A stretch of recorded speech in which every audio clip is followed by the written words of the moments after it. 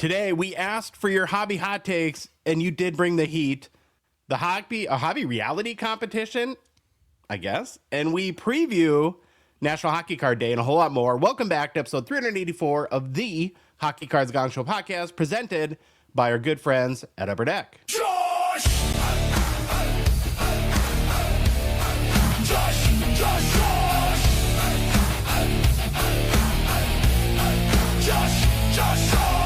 Loud collector, feel. Loud collector, feel.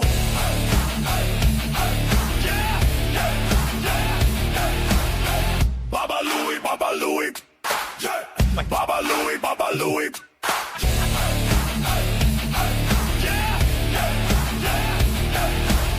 And California Dave. And California Dave. California Dave.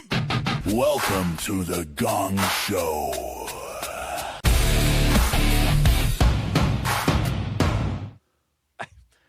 I feel like that's a lot to live up to. The song's so epic for me. I love it. And then it goes to like Sicky Pants Me. I'm like, hello, welcome back. 40-year-old men in general. I mean, my back hurts. I gotta get to bed. I have a head cold.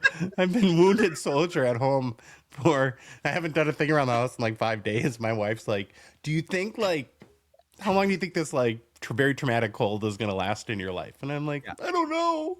You have your feel good. Obis form, your back, your hot kettle, and just been Jenny sleeping looks a like lot. she take care of you pretty good. This is the tell us you're in your 40s without telling us you're in your 40s. Yeah. Oh, speaking of that, how are you, Dave? I'm Busted. Yeah, Dave, how are you?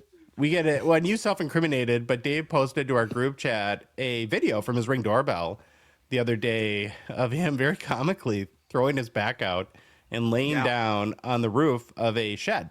So just tell the whole story, Dave. So we have this cat in our neighborhood. It's a stray cat, and it's terrorizing the neighborhood. And it's literally like wounding our pet cats. Like there's blood being drawn daily. And the other day, it actually it chased one of our cats into a room, and I closed the window and trapped it. And we set up a trap in our room, in the room that it was in, to capture this cat. And one of our daughters decided it would be a better idea to force the cat into the carrier. Fire pit? Oh. Into the carrier. And then one ER trip later, we let the cat out because it was going ballistic and punctured holes into my daughter. Okay, but when you had a trap and you captured the cat, what were you going to do with it? So the animal shelter gave us a trap to capture the cat. You put food in it, and they walk in and they step on a lever and it traps them, and then you just go and turn the cat in, and they do they neuter it. They kill it. No, they neuter the cat, and then they put them up for adoption. That's basically how. Now, if this was a hamster, I would know a guy. Yeah, exactly. So we're more civil here. So anyways, fast forward a couple of days, we're now on Sunday, and the cat came in our yard, did some damage. One of our The cats cat was came bleeding. back the very next day. Ran after the cat.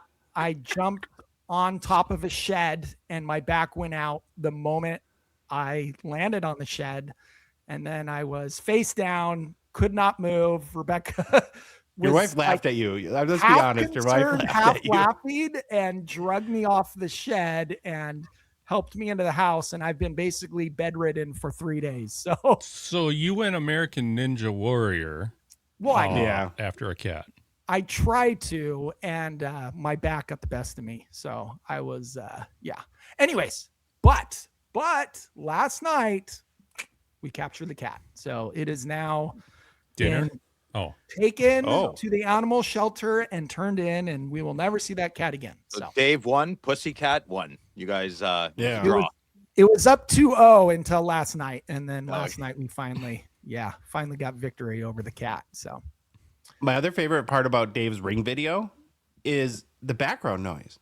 There was roosters and chickens cucking and like other cats and cows mooing. It's like, Do you live in Jumanji or what's going on, Dave? We Those are his have a kids. neighbor. We have a neighbor who has a rooster, and it roosters all the time. And the funny thing, the best part about the rooster is if it didn't rooster at that exact moment, you would have heard me say a very loud, bad swear word that came out of my mouth, and he literally edited it. So it's pretty funny, the comedic Oh, nice. timing of it all. Yeah. On a brighter note, California Dave is the Gong Show 2025-26 Fantasy Hockey Champ. There you go, Dave. Made you a There trophy. go. Collusion. Made you a Collusion. trophy. Made you a Dave trophy. said, Wait, listen, Dave do said I 2 get that months ago- trophy? Yeah. Is that a No. real trophy? Yeah, I Dave made it for said you. Dave said 2 months ago that he was laughing in the car.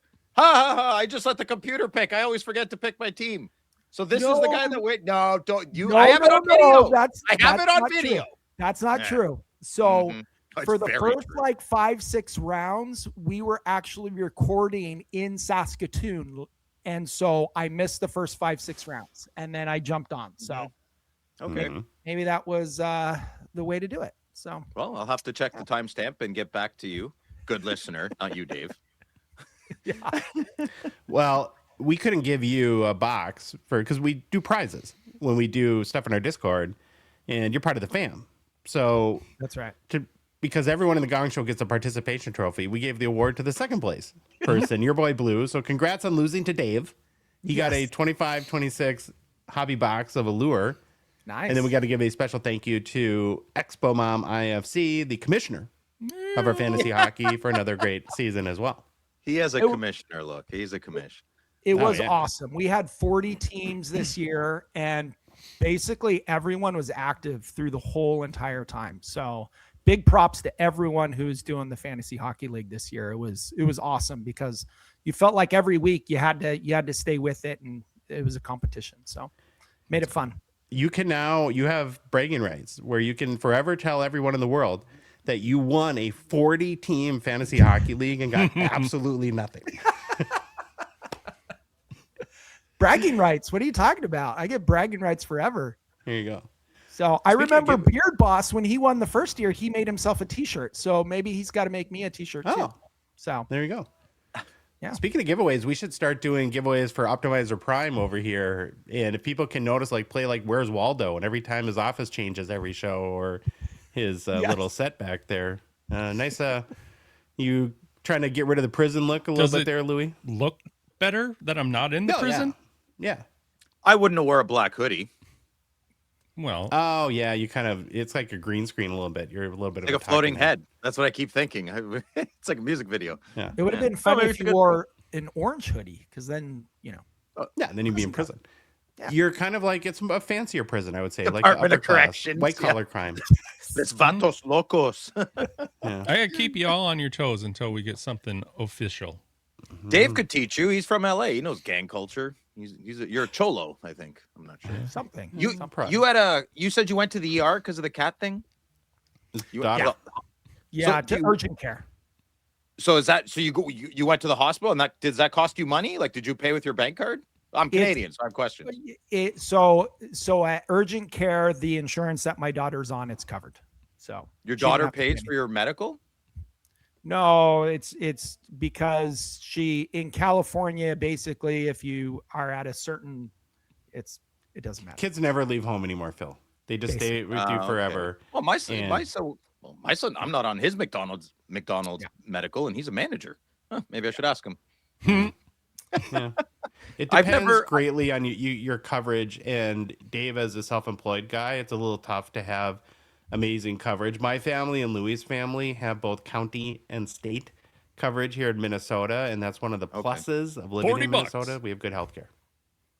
Yeah. I've never every doctor or dentist I've ever gone to, they don't. I paid for Cole's dentures, Jesus, braces with cash. Oh, woman, with braces the woman are had to huge. call the owner because she didn't know what to do. We live in different times. Yeah. Yeah. So Anything to report, Phil, before we get started? no, I'm feeling good. Had a good day. Great workout.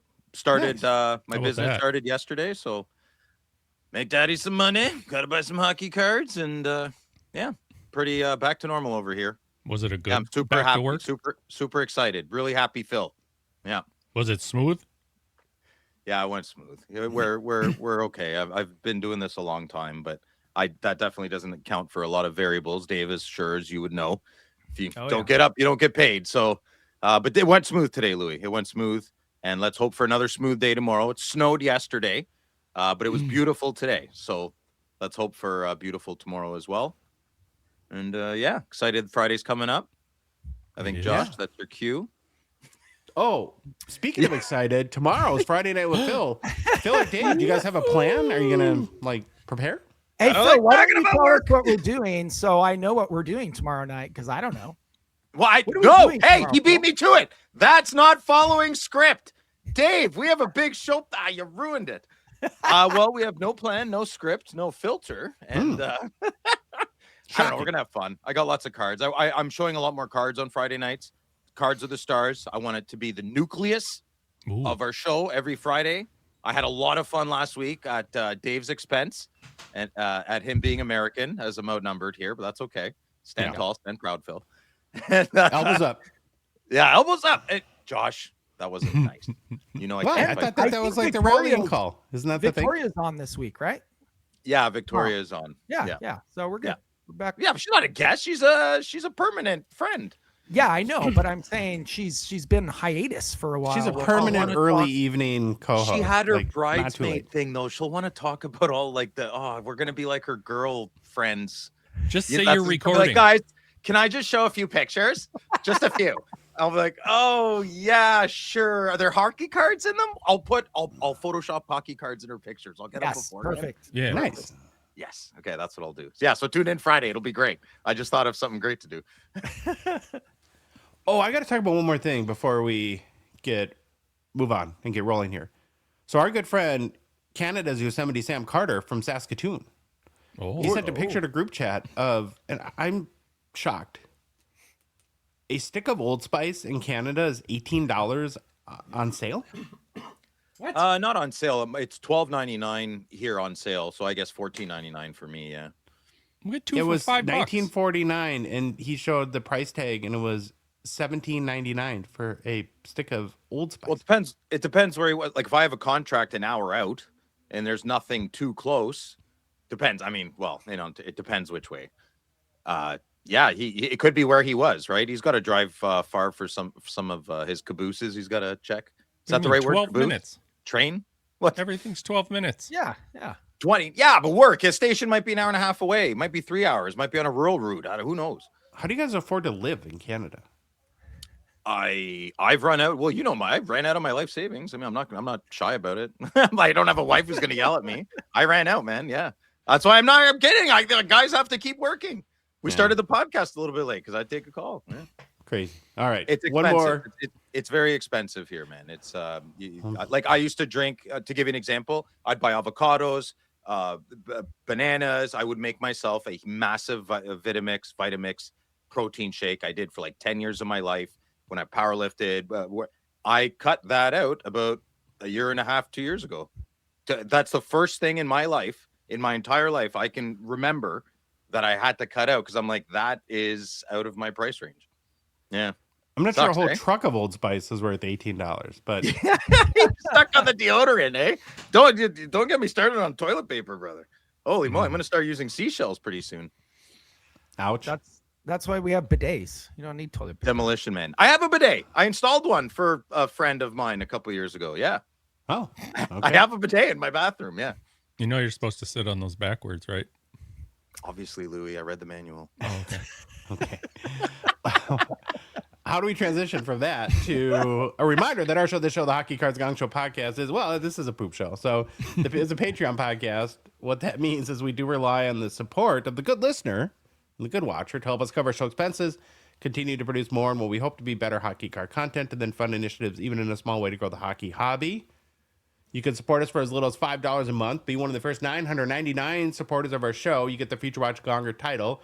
You get access to Discord, where you can take on next year's defending champ, California Dave, in fantasy hockey. You get access to Behind the Bench, our Discord exclusive show hosted by the voluptuous and exalted Neil, or IFC. and we're starting a scavenger hunt. We're doing something for the playoffs, a lot of kind of fun stuff that goes down within our Discord. If you want to support us and join the fun, just go to our website, hockeycardsgongshow.com. Click on the Become a Patron link at the top of the page, or go to Patreon directly, patreon.com. Search for us. We are the Hockey Cards Gong Show. There's a link in the show description, both YouTube and podcast apps, our Instagram and TikTok profiles too. Baba Louie, why don't you roll us through the game plan, please? Why don't you take yourself off mute and then Hey, let's start all again. How about that? There you Quick go. show. Yeah, I need a bidet. We'll start with get to know your Hall of Famers. Then the new, highly anticipated hobby hot takes. After that, then it's hobby news. Then we'll get into some National Hockey Card Day previews. That's Saturday. Finish up Yeah. with personal pickups. Thank you, Baba Louie. We'll start today's show with the Get to Know Your Hall of Famers series. It's where we're on a mission from the hockey gods to profile and honor every single hockey Hall of Famer. We started with the first Hall of Fame class in 1945 and have since been working our way to the present day. Today's Hall of Famer is another old timer, Hooley Smith. Any big Hooley Smith fans out there? No, I thought we were getting into the more known. It's kind No of a mix. offense. Yeah, we're Well, kind of a mix. Yeah. It's a mixed bag. No, I have no idea who this is. Never heard Well, of I him. know that obviously. Well, it's obviously Yeah. Lee. Okay. Oh my God, Josh, stop. Just go. Come on. Ronald Joseph Hooley Smith was born in 1903 and lived until passing away at the age of just 60 years old in 1963. He was born in Toronto, Ontario, Canada, and passed away in Montreal, as Phil likes to say. Hooley played at 5'10", 155 pounds, primarily played center, right wing, and I think a little defense. So he played everything but goalie, apparently.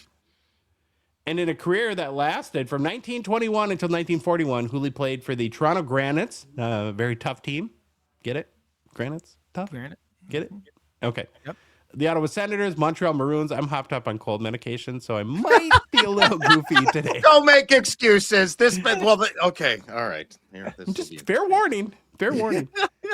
He played for the Boston Bruins and the New York Americans. Prior to turning professional, he won gold medal at the 1924 Olympics for Team Canada. And then in his pro career, he'd win 2 Stanley Cups with Ottawa in 1927 and with the Montreal Maroons in 1935. Played a total of 715 NHL games, scoring 200 goals, adding 226 assists for 426 points. Also did accumulate 1,013 penalty minutes. That's a lot. Bruiser. Hooley passed away from a heart attack, unfortunately, in 1963. Okay, Hooley Smith, again, was born in Toronto, and his nickname came from a comic strip character, Happy Hooligan, a name his father started using when young Reginald mimicked the character as a boy. Before he ever became an NHL name, Smith came through the Toronto amateur hockey, including the Parkdale Canoe Club and the powerful Toronto Granites program that quickly put him on the map as one of the best young forwards in the country. Did it not occur at the time? I get it was a long time ago. That your name of your hockey team is the Canoe Club? I think canoeing was cool back then, right? Like if your dad was a canoeer. Like you got You're chicks if you were a canoeer? Yeah, I think you got big. Yeah, maybe. Yeah. His dad's the lead canoeer. Oh my God, he's captain of the. What's the guy in the Yeah, back that steers the canoe called again? I forget. The rudder. I have, I'm well, not a the nau- rudder's what's in the water, but there's a guy. I who- don't know. I'm don't not a either. nautical man. I don't know. Just because I'm Greek doesn't mean I like seafood. You know Do you know? I'm sorry. I have to pause here for a sec. what? Every picture from these old guys, the one thing that stands out to me more than anything is the knee pads are massive. Yeah. Jesus! was Yeah. it like a separate piece? Whoa! Or, like now it's like one piece, the shin pad with the knee. think it pad. was I'm wondering. It was if a they had, like, magazine. s- My What? grandpa, my great grandpa told me, my step great grandpa, I don't know, do you call him that? Anyway, when he played hockey in Ottawa, he used magazines in his league. Like it was up to the goalie in his league. Like if you had to come to the game prepared, You had to bring your own equipment. He had magazines, and his mom would help type them up. Maybe that's For what his that is. knees or his shins? I didn't ask Probably what part both. of. I'm assuming waist down. Okay. Crotchular area would probably be heavily padded as The well. cupular area too. Cupular. I like. Okay. Yeah, cupular. Yeah, that All works. right. Hey, Yeah. back to canoeing for a second. Yeah. That gentleman would be called the stern paddler. Ah, the stern. Uh-huh. Not the Is he a rudder. stern paddler or the stern paddler? Do you know what stroke he used back there? This is a family show. It is. It's called the J stroke. Yeah, I know that. Everybody, you have to know J stroke to get in a canoe. They won't let you get in a canoe if you don't know a J stroke, right? Mm-hmm. See? Oh yeah, it's like we're Educational. down. Educational family show. Nothing gets past you, Madigan. Yeah, that's the J Okay. stroke. Do you want to rate my form? Well, I don't know. I'd like to see you in a canoe, flip it over, and get out. That's what I want to see. Let's all go kayaking. Sorry, kayaking. We have kayaks at the lake. Yeah, we I can do love that. kayaking. Kayaking's great. Yeah. With the Toronto Granites, he helped win back-to-back Allen Cup titles, which in that era was a major stamp of hockey greatness and helped launch him from elite amateur into the national spotlight. His international breakthrough came at the 1924 Winter Olympics when Canada used the Toronto Granites as its team and absolutely steamrolled the field. Hooley was one of the stars of the tournament and finished with an astonishing 33 points in 5 games. What? Whoa. Okay. I think they call that padded stats. And magazine pads. Wow. That Olympic run ended with a gold medal. I'd hope so. Giving Smith one of the rare resumes of the era that already included major amateur championships and Olympic glory before his NHL career had even begun. He turned pro with the Ottawa Senators in the 1924-25 season, joining one of hockey's great early dynasties, the Super Six Senators, and immediately stepped into a winning environment loaded with veteran stars. Smith did not enter the league quietly. In his first NHL season, he showed the offense and edge that would define him, putting up 24 points in 30 games from Ottawa at the time when scoring was much harder to come by than it would be in later eras. Makes me think of, I think it was a day or two ago, Phil, that you posted an Instagram reel that showed a game from right around this time, like the 1920s or 30s. Oh, the Habs game, the Rangers Habs. And they were just Yeah, like- crazy, eh? Yeah, you'd skate 3 steps and someone would cream you. Yeah. There was about 8 assaults, strong case Yeah, assault. full like stick assaults too. It wasn't Yeah, like it- they were using their each- sticks as weapons. It was Eat crazy. your heart out, Brashear and McSorley, like that. And then that a ref was- would come by and just like basically grab them and drag them Oh, off yeah. the ice. It was But the whole hooliganism. bench would clear. Like both It was- benches would clear. It'd be not just like the people on the ice. It was the entire team would jump out on the ice and just start brawling each other. Is it? Would they not get it? Would they? Proper grammar, Phil. Would they? I'm going to say it. Not get as hurt because they weren't going as fast back then. Is like the game was so much slower that there wasn't. How many men in that clip? If you haven't seen it yet, go to my Instagram. Seriously, you don't have to follow me. Just go see it. It's about a 2 minutes of chaos, like just possessed men beating the living crap out of each other, and Yeah, but- everyone kind of just got up and there was another game down in the books. Even if you're going slow, if you're using magazines as padding, it can't be that good. I would take the speed for the better equipment over slower speed and whatever and they were using. did they punch? Like it's kind of hard to tell. Like they're not hitting the buttons. Like those are big Dude. men on the ice. I mean, maybe not Yeah. as tall because they're a lot They of were- them, but they they're were strong, swinging their rugged sticks. men. They were But, hitting dude, each other like, with their sticks. You hit someone in the face once or twice in the chin, you knock them out. These men weren't knocked out. I'm just saying maybe there was like a lot of punches thrown, but it was gentlemanly to pull back 30%. You know, I have a lot of You've questions. seen Terry Sawchuk's face from back in the days. I don't know if there's a lot of holding back. Yeah, that's true too, eh? I don't know. Just they all got No, up. That's all I I'm think saying. if they hate each other, they're not holding back. They're going full. Yeah, full no, you're bore, probably so. right. Yeah. Early in his Ottawa days, he suffered a serious head injury. And when he returned, he wore a jockey-style protective helmet, making him one of the more unusual sights in a period when head protection was almost non-existent in pro hockey.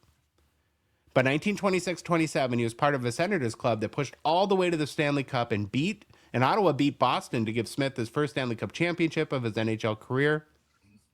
By the end of that cup run, he also captured the also captured the wilder side of Hooley Smith. In the final game against Boston, he attacked Harry Oliver, was ejected, and the incident earned him a 1-month suspension to begin the next season. See, they're crazy, man. These guys are nuts. And he probably had to do a lot. Like, what he did might get you banned for life in the NHL today. Yeah.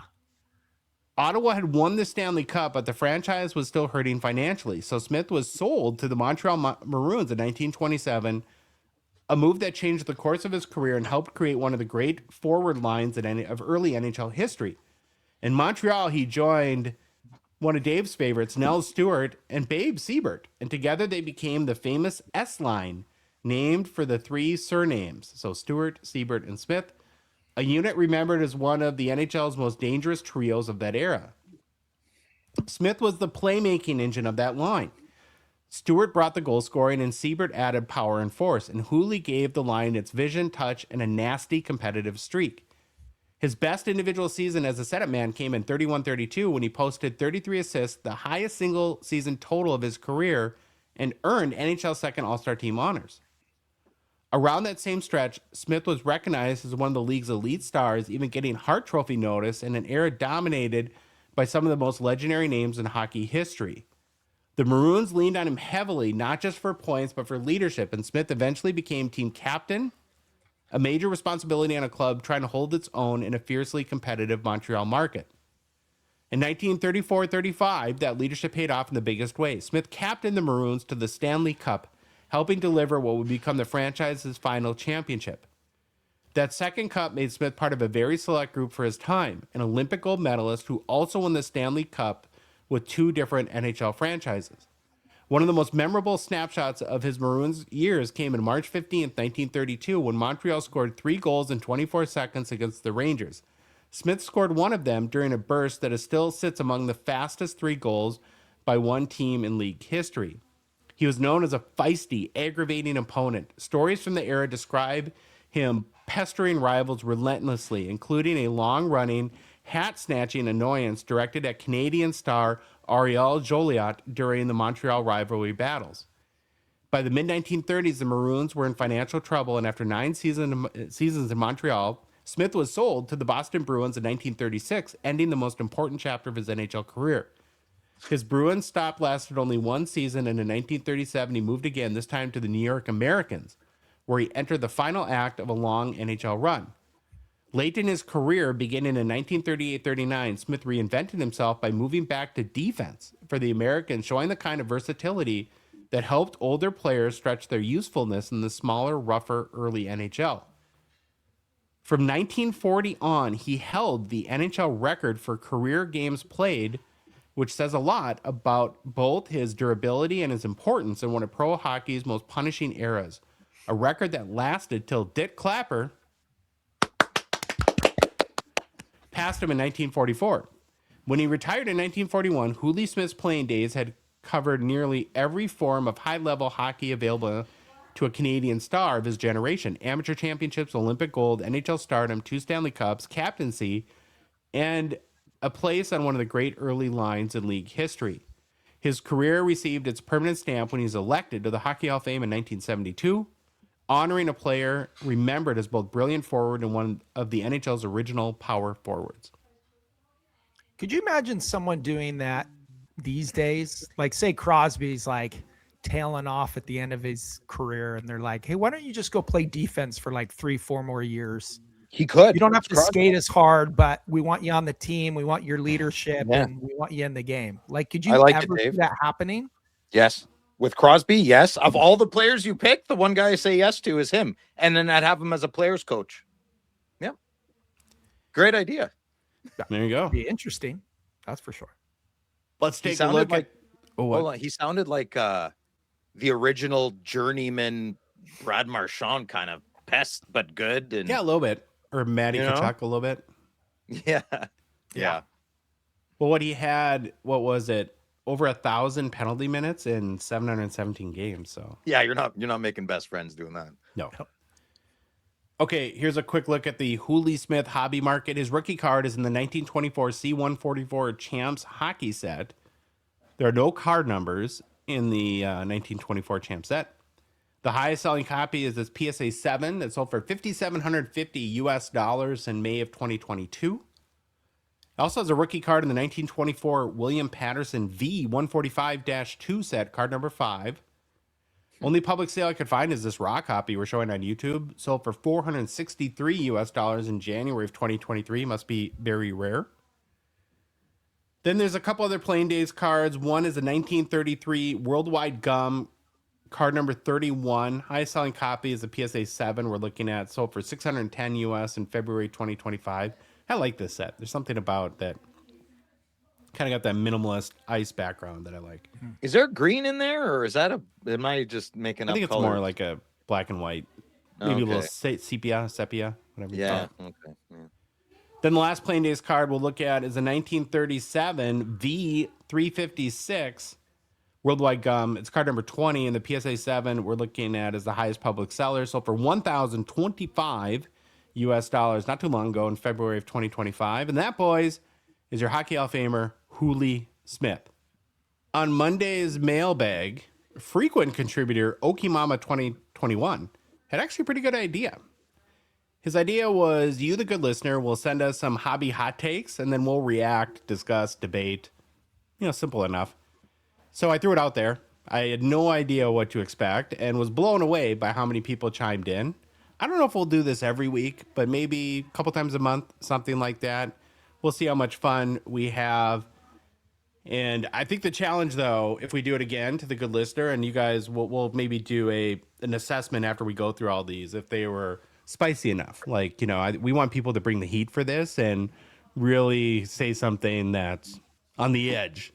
Are they saying they're weak? Are these weak ones? No, some are pretty good. Yeah, So, I know some are good. I was like, ooh, that jams me up. Yeah. Phil, you're going to quarterback as you do with these things. And we're going to bring Louis on to give his take as well. So as soon as you're ready, Phil, we'll fire up the first of hopefully many hobby hot takes. Okay, here we go. So our first of many, as the captain says, hobby hot takes. Here we go. First one from YouTube. John, hello. High gloss CBJ. People are going to lose a lot of money on Matthew Schaefer. I remember when Tyler Myers was a huge rookie chase and won the Calder Trophy. We saw how that worked out for card values. Leach, Phaneuf, Subban, got disappear. I can't say his name very well. All big rookie defensemen who put up goals and points, and none of them ended up getting major long-term hobby love. Looking at history, even when Tavares was a rookie and had strong values early on. And yeah, I know that ended badly, but I still don't think an Islanders collector can carry Schaefer's value long-term. Maybe I'm wrong, but there hasn't really been a true Islanders hobby chase since 2009, 2010. Barzell cards are cheap, and he's a great player. All right, Josh, why don't you spearhead or take this to start?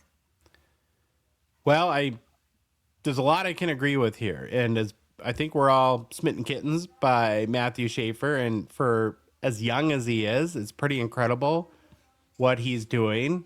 But when you look at, if you guys saw earlier this week where we posted his first Young Guns high gloss sale for $15,100 US.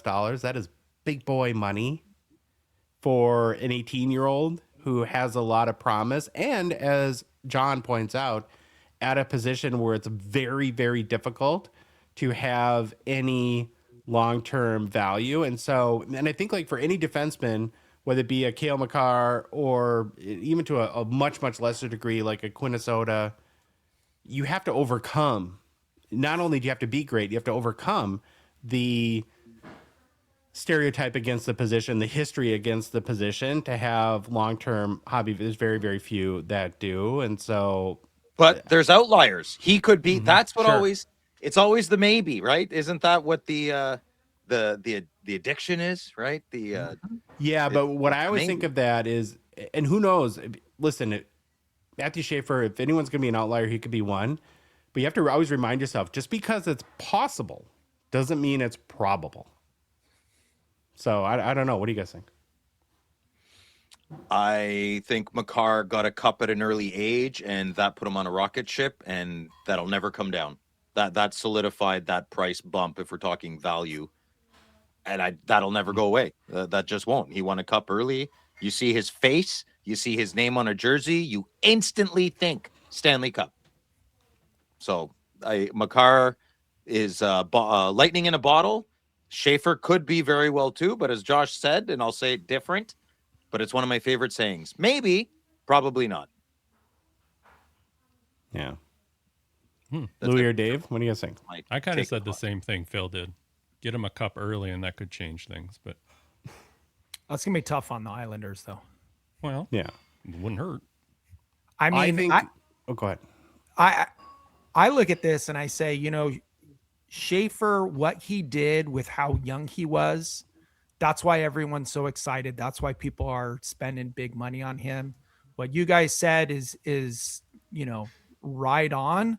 The only caveat I would say is what I am seeing from the hobby market today is that the floor is being raised. And so as the floor gets raised, we look at these crazy dollar prices and we're like, oh my gosh, I can't believe Schaefer's high gloss sold for $15K. Well, when is the baseline's up? The baseline's coming up with all these big names and these big players. And so what it's doing is it's raising the bar. And so, well, that kind of sucks. Well, I know, but what I'm not saying great. is we might look back and go, holy crap, $15K. That's what it sold for. The first. That's what I think about McDavid. So that's what I think about McDavid. After COVID, when all you knuckleheads were paying all those crazy prices, not you, but everybody. I saw McDavid card prices. I was humbled immediately. I was laughing at people in my LCS paying $100 for McDavid rookie. That's for buying Young Guns. I was like, what? $100 for Young Guns in 2015-16? Our minds are getting blown right now. Yeah, this is. Oh you're right, Dave. This is insane. I was 10 years later, right? In 10 years from now, we might be. God. How did we not buy Schaefer for 1,000? How did we not do it? Yeah. It depends on the strength. Exactly. It depends on the strength of the yen. It all matters. Yep. Saw that in a movie. I don't know what it means. All right, do I? Ready to move on? You're the captain. Okay, yeah. We're moving on. Next one. We're rowing the boat to the next question. Okay, the kayak. Instagram. Okay, Mama 2021. Oh, we should ask his question first. It was his idea. Oh yeah. Well, it's like John, in fantasy hockey, the award goes to second place. Okay.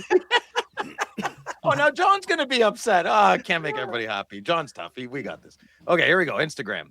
Allure base cards. I'm gonna read them like statements because they're hot takes, right? Yeah. Hot take.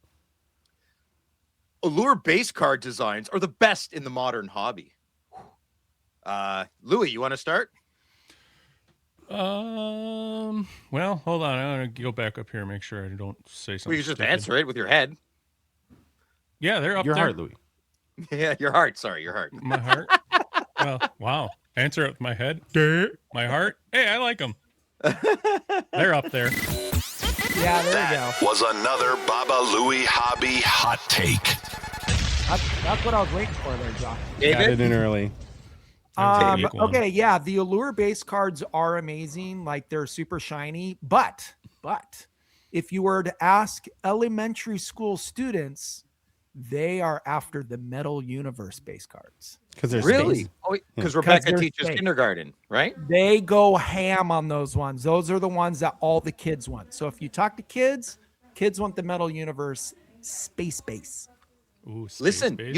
we could sneak these in, man. We could get these kids hooked early. You get Rebecca to talk to the librarian, and then the librarian. I thought she taught kindergarten. No, she's the librarian. Clarifies librarian. this for you every week. Doesn't matter.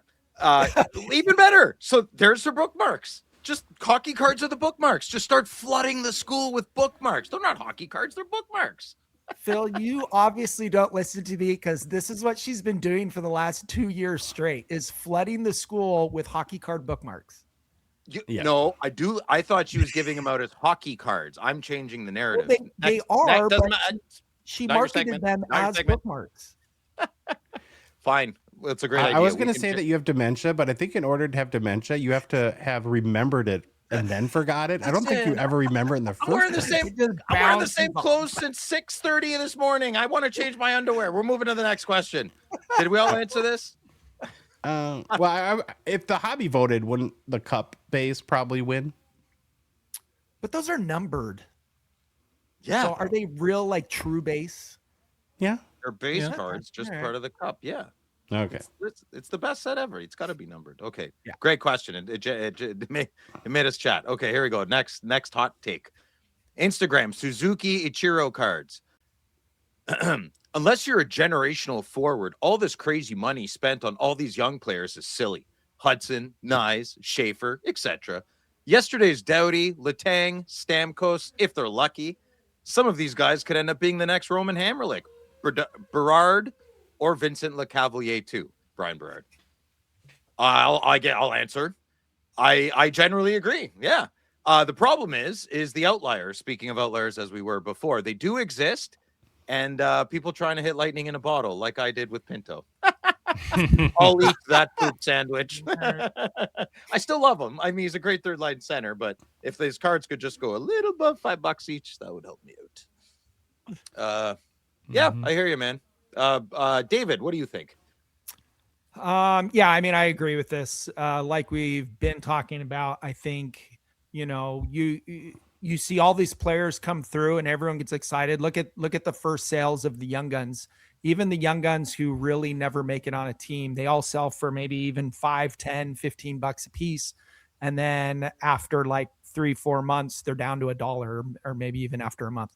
So 99% of the people, 99% of the players that play, they're going to drop in value, but you're always hoping for you hit that 1%. You saw it before anybody else did, that guy, you called it. Celebrini was going to be the guy, and so, everybody has that hope that they're going to find that luck.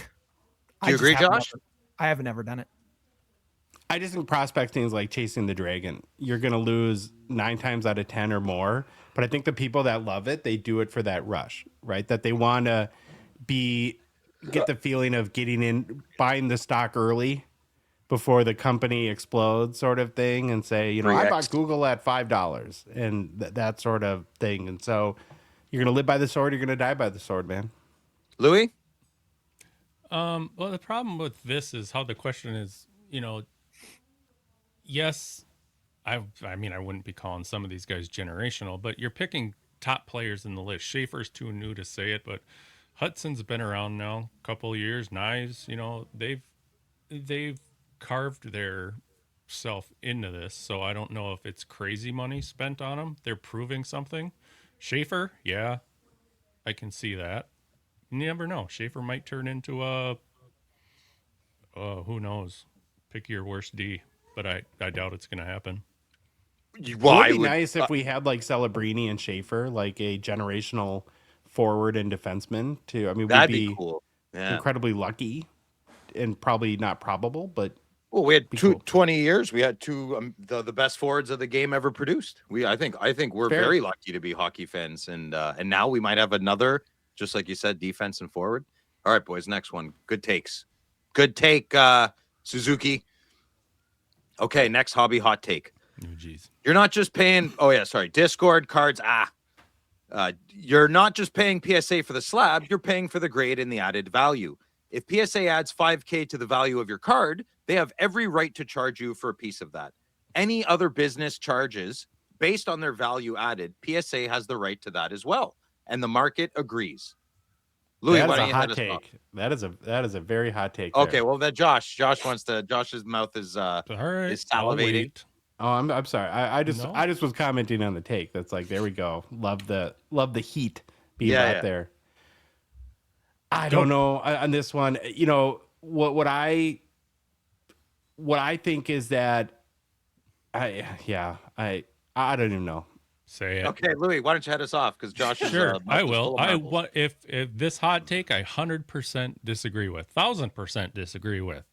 The job is to grade a card. I'm paying for a grading service, not a revenue share. Period. Oh, mic drops. Good. Boom goes the dynamite. I'll go next. So I have a thought experiment. So let's say I want to sell my truck. So here in Ontario, I need to get it safetied. I'd like to get it serviced because I'm a good person. I'd like to think. People who say that aren't good people, though. Okay, back to the story. So let's say I want to sell my truck. I need to get it safetied and I need to get it serviced. So I'm going to go to the garage and get those services. Oh, okay. All those services are done. Now I'm at the counter and I'm ready to pay. And I'm just chatting with the mechanic and he's ringing me up. And it just casually came out that I'm selling my truck. Well, he grabs the debit machine, he cancels it, presses the red button, X's it out, and he prints me up a new bill. It's, 25% more. And I asked him, I said, what's that for? He goes, well, if you're leaving here and you're making more money, I want a piece of that. That's how I feel about upcharges on PSA. There is no difference. There's no difference. It's like it's like staying with your mechanic. He fixes your car, does a little something, and all of a sudden something else runs better. The car ran even better. Well, now he wants a cut for making it run even better. So when I said extortion services and that's kind of, it's not, you're right. That's not extortion. It's not, it's a nasty word, but it has, that word leaves a kind of a poopy taste in your mouth, like a tin taste. And I think that this leaves a bad taste in a lot of people's mouths. I don't grade cards. I don't really buy graded cards. So I have no dog in this fight. That's why I introduced a thought experiment. Can I add to that a little bit, or maybe even push back after on David? it? Dave needs a fair shot here because he might really agree. I was going to say I do grade cards, so I do have. So Dave, what do you think, good sir? I fully disagree with this 100%. Phil's your analogy is spot on, but I'm going to add something to this that you might not have thought of before. So when you grade a card and they say, okay, well, we realize that now because we gave you a PSA 10, it's worth this much money. So we're going to upcharge you. We're going to take you. Well, if that card I never sell and it ends up in my collection and that player then sucks after that and I lose all the value in that PSA 10. So now instead of that card being worth $1,500, it's only worth $500. And so can I go back to PSA and say, now that this card isn't worth $1,500, can you now credit me that upcharge? Now, if they did that, maybe I could be okay with it. So if you're going to take my money, more money than what we agreed upon in the first place, if my card dips under that value, then I should be able to reclaim that. I like it. Again. I like it. That's good. That's fighting back with their own logic. That's right. That's how you play the game. When people keep moving the goalpost, I don't know what the second half of that would be. Josh, anything else? Well, I just think that you missed one little thing from your story, and it was a really good story overall. Yeah, refine it for me. That's why I hang out with you. How I would refine it is this way. Is that, let's say that you were going to sell your truck and you wanted to get it serviced before you sell it, knowing that servicing it would get you more money. But there's this one auto body shop, Tony's Auto Body. And everybody loves to buy because they just trust it so much. Loves Tony. And actually, if your car is serviced by Tony's, it'll sell for way more than if it's serviced at any other auto body shop. And so, let's say your car sells for 50% more because you took it to Tony's, and then you get a certification that says this car has been deemed as roadworthy by Tony's Auto Body. And if they knew that it was going to add that much value and they charged maybe 25% more, even if you didn't like it, you would probably still pay it because you knew at the end of the day that you were going to come out money ahead. No. Louis, you disagree? Absolutely. No. Fight him. Tell him. Get him, Tiger. No. Well, why do then people use PSA if everybody hates the upcharges? Hey, that's a different topic. We are not talking about that. You don't want to pay the upcharges. It's just what it is. They're the only But you're willing to do it because that's not the question. That'd be like subtitle B. And I'm not. No, you don't bring your car to Tony's to get that certification because you know it's pristine. And then but he's saying if you have a goal in mind, and that goal is to get the most revenue, the most return for your vehicle, and if Tony's does that, I think Josh is saying, why would you not go there even if it costs more? Because I see both points on both sides. Sure, that's why. From a mechanic standpoint, sure. If you went to Tony's and he's, oh my God, he's awesome. This thing is pristine, perfect. Yes. Oh my God, Tony looked it over. I'm going to buy it from that guy because he went to Tony's. But still, I don't like tying the cost of the service to the outcome. Yeah, well, nobody does. I mean, nobody. Listen, we all want to pay as little as possible, but all right, we should probably move on because I think we. Hey, could... we're gonna move on because I decided. Oh, we're you're gonna right, move Phil. on. I'm sorry. I'm steering the Ooh. ship. If I'm the Don't you put me in my place. Put me in my place. If we're Phil- doing play, Phil's the rudder. What's the if rudder we're called? playing house, we're playing house. Okay. You're the daddy. Phil's the daddy. Phil's in Okay, the back with Daddy. his J Damn stroke. right, I'm the daddy. Okay. Quiet, Mr. Bigglesworth. Okay. Next question. Thank you, Cards. There, AH. That was a good question. Good hot take. No, it's not a question. Discord, Gunther Cards 96. He never gives a Dylan Gunther question, though. Connor Bedard will get 110 points next year and his values will explode. I totally agree. That's not a hot take. Well, I think that is a hot take, but you got this guy on the Gong Show that totally agrees with you. I love Connor Bedard. He's going to have an explosive next year. Something's going to click like a big powered generator. Dave, what do you think? Do you agree with me or do you disagree? I agree with you, sort of. So if he does score 110 points, his cards will go up in value, but I don't think it'll hit Celebrini numbers. So I think Celebrini separated himself. Even if they both got exactly 110 points, I still think Celebrini will outsell Bedard just because of the amount of hype that he's had, that Bedard has to play catch up. And so to play catch up, you actually have to pass that person to become more valuable than. So before we catch let up the to rest of the panel have at this, just to push back on you a little bit, isn't that a little contradictory to what you said about the floor coming up there with Celebrini? Wouldn't this be a good opportunity to flex by default that Connor Bedard's cards would explode if he had a good season? Maybe. I don't know. No. Okay, never mind. Josh, what do you think? I'm gonna kill you. If he gets 110 points next year, which I hope happens, isn't that like the minimum expectation at this point? I mean, hear me out on this. Dude, that's it's year 4. And we talked about Schaefer's Young Guns High Gloss selling for $15,100. The highest Bedard High Gloss sale is over $27,000 US dollars. And so we're not talking about, we have to separate a 21-year-old kid in his NHL career versus a maintaining or growing a hobby market.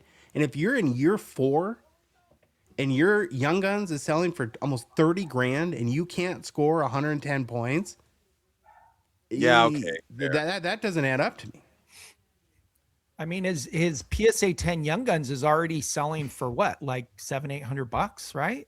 So what do we think minimum? Like 90 points? So, you almost have to say 100. Yeah.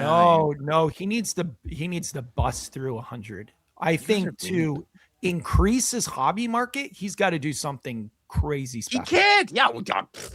I don't know. He's already super high. What's the take here? Hold on. The take is, will explode. Yeah, I don't.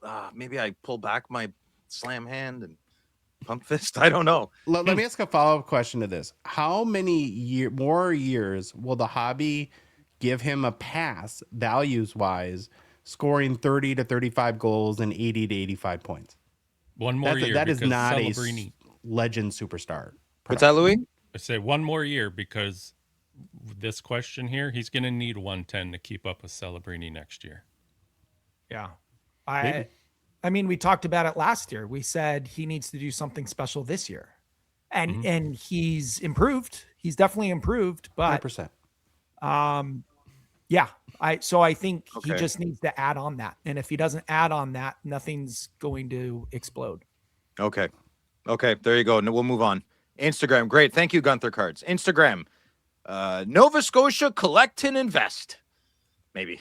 Everyone is too worried about whatever everyone else in the hobby is doing instead of just enjoying the hobby in the ways you want to and are able to. The market supply and demand for both products and singles doesn't owe you anything. Oh, I like it. Huge agreement with a big YUGE with me. Yeah. I agree with your take. Great Josh, take. do you agree? Oh, 100%. Yeah. Find your lane and that makes you happy and that you can afford and that you're comfortable. And don't get angry at things that you can. This is supposed to be fun. And you ultimately choose to make it fun or to be ticked off at it all the time. Look at our case study. I not even 3-4 months ago, I was like, I really want a Schaefer Red Outburst. I really want, and everyone, I got a lot of smart people's input, and everybody was wrong. Everybody was wrong. That card's over $10,000 now. So in this, here's a good case study.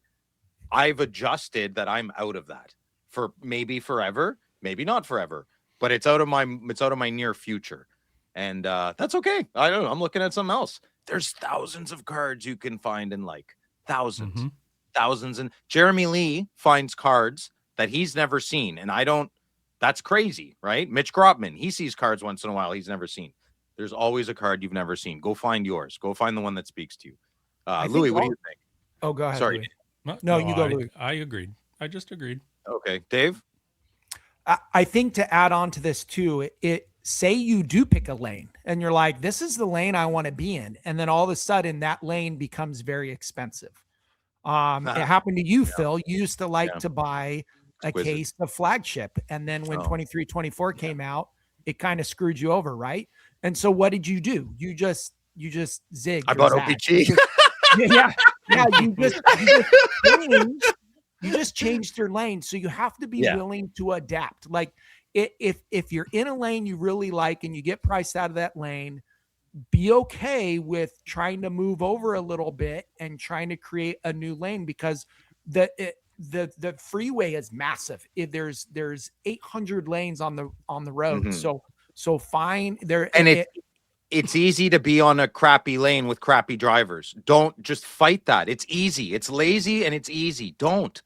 There's so much else to be upset about. I know, like this.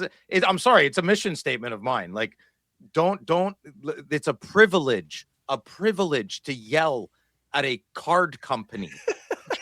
I don't know how else to say that. I mean, our great grandparents, trust me, they wouldn't be impressed with a lot of our behavior, mine included. You know? Okay, let's move on here. I don't know if I like these hot takes. Okay, I love them though. Okay, these are great. Okay, Instagram, Max Collectibles Cards Plus. What's up, Max? Okay, here we go. Oh, that's a good one. Breakers have ruined the hobby. Driving prices up, and with all the scams going on, especially with the new news that some breakers are using CT scanning to see where the hits are, something needs to change because so many people have lost trust in the hobby. That's a hot take, Max. I like it. I will say this. There's bad apples in absolutely every industry possible. There are very good breakers. One of my best buds is a breaker, and he is honest as the day is long, my friend. So try not to get lost in that. I don't know. I don't know if you like playing sports or whatnot. You're not wrong. You're not wrong. But your opinion and your mindset is poopy, and it's easy. I'm there too sometimes, man. It sucks. There is trust in the hobby. You just have to find it, and it's hard work. I found it, and I found a lot of bad actors as well. But I promise you this, it's cheesy, but it's true. And Seneca said it. We suffer in imagination more than reality. And there's a lot of bad in everything in all walks of life. Our hobby is no different. There's a lot of good in it too, man. You can find it. I promise you. Louis, do you have any takes on that? Maybe more specific to his question than a rant like mine. No, see, your rant was good because, breakers haven't ruined the hobby. I just want to know, if this is your real opinion, maybe it's just a hot take you threw out there. I don't know. But I couldn't find anything new on CT scanning and breakers using it for finding hits other than 2 years ago when we talked about it, So I just wanted for us to just be honest with saying, what we think or know with this. If you do have information like that, breakers are using CT scanning to see where the hits are. If that's new, tell us where you saw that, because I'd like to see it. I haven't seen anything lately. So that's what would we even do with that information? I'm not complicating my life for nothing. But if somebody throws out there, we talked about CT scanning a while ago. If there was something I would deal with it there and then. If we walked into a room and saw, I'd probably stomp on, I'd break it. I don't know. What's he gonna do? Hit me? I'll hit you back. I'm reactor. I would react that way. You have that in me, and I would get us. I don't know what we would do, but I've never seen it. Does it exist? 100%. I guarantee you, there's a bunch of douchebags doing it somewhere. Yeah, 100%. mean, Just don't buy from them. Buy breaks I from think other people. I think it's naive to think that no breaker is using CT scanning. I could almost guarantee you there is someone or some people who are. And so just like you said, Phil, you need to find, if you're going to do breaks and you want to enjoy those things, then just make sure that the person or people that you use are, good, outstanding people. And we can recommend quite a few of those people that we trust and know within the hobby who do it and do a great job. And so if you find those people, those are the people to do it. I don't think they're ruining the hobby. Are the prices being driven up because of them? Maybe they are. I don't know. That was part of his take too. That should be addressed. Let's make sure we address his whole thing here. Yeah, so driving prices up. Yeah, like he's got a point there. I mean, it's about finding your lane. So if breakers are driving the price up, say in like hobby boxes, then maybe look at singles or try to find another lane. Or you can find breaks that are really cheap, so there's opportunities there. Or you can find hobby boxes. We've talked about it. Josh talked about it last episode of, hey, you want to chase Celebrini? It's really tough because the boxes are crazy high. But now everyone's mad at 5 me. options that you can afford. So what was that, Josh? Now everyone's mad at me. Yeah. I've been here for 2 days about credentials sold out on EPAC. We're getting a lot of thanks, Josh. Josh, we all had our takes on this. Do you want to finish us off here? I'm sure you got some. I just want to make sure his whole statement is addressed, right? Yeah. So I have a thought on this, and it's more on like the whole. I'm going to focus in on the ruin the hobby thing, right? Is that I wonder if he really means breaking has ruined the hobby, because I always try to bring statements like this back to root cause. And I don't think that breakers themselves could have ruined the hobby, because the only reason why breakers exist is because so many people love to break. If people didn't love to buy into breaks, there wouldn't be breakers, because there would be, people would just be sitting there all night long and not selling anything. And then they would move on to other things really quickly. So if you want to have the opinion that breaking has ruined the hobby, then it's really collectors that have ruined the hobby because of breaking, right? Yeah. True. No one likes the truth either, Josh. So let's move on. Max, great questions. I mean, great statement. And a lot of people share the way Max feels. I mean, that's, of course, we know that. So it's good to talk about it in a civil manner. And it's good. And thank you for that. Okay. Instagram, BLN Cards. 2026-27 Series 1 Young Guns class will outperform Series 2, even with Gavin McKenna. I don't have strong opinions on this. I'm sorry, BLN. I don't know.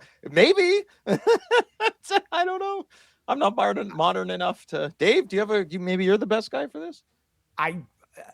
I would say it's too hard to know, because we don't even know who's going to be in Series 1 and Series 2 yet. Like, we know who's eligible for Series 1, but Upper Deck doesn't necessarily put all the eligibles in because they want to try to create some balance. So this is a very tough question to answer when we don't know. Statement. It's a statement.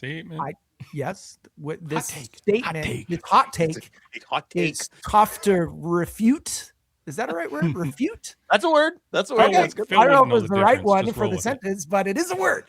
And so I don't know enough about who's going to be in 1 and 2 to make a definitive stand one way or another. Checklist boy, I feel maybe you could finish this for us. Well, I have a prejudice against Gavin McKenna, and it's the total irrational sports take. And it's because California Dave and I went and saw him play in person against Finland, and I was not impressed. And it's one game, of course. But that's, listen, I get to be irrational as everybody else, and I have now extrapolated that over his entire potential as a player. He just looked disengaged. Dave, and you tell me if you disagree. He looked disengaged, uninterested, and he was like loafing half the game. He looked like he was loafing. Like he was out there going like 80%. He was saving himself for the next game. That's what it looked like to me. Sounds like trying to like one-handing the stick and like, Yeah, they're Aginla and Lachenko. I mean, those guys were freaking flying all over the place. Those guys were in it to win it. Okay. So, Yeah. So he's got to win me back. He's got to win me back. Okay. Next statement. Thank you, BLN. You Next see why hot we're hockey card journalists and not scouts. yes. Yeah. And Baby 31. Upper Deck is overdoing it with the inserts. Make packs simple again. Ooh. Ooh. Josh, what do you think of this hot take? Well, I wonder what he wants here. It's like, does he want to go back to like 1985 when every player gets one base card? I tend to like the variety that we get in sets. That being said, I think the underlying point that NBA BY 31 is making is that it's a very fine line, and Upper Deck can definitely go too far and do more harm than good. Ooh. Good response. Dave? I like the amount of inserts that they have in packs now. I think the new flagship configuration was something they needed to do for a while. I think it makes the packs way more exciting. I really enjoy it. Yes, can they go too far? I guess they can go too far, but I haven't seen it yet. So, Louis? I like to have like the 3 inserts per pack, I guess is what I'm saying. I like that. Louis?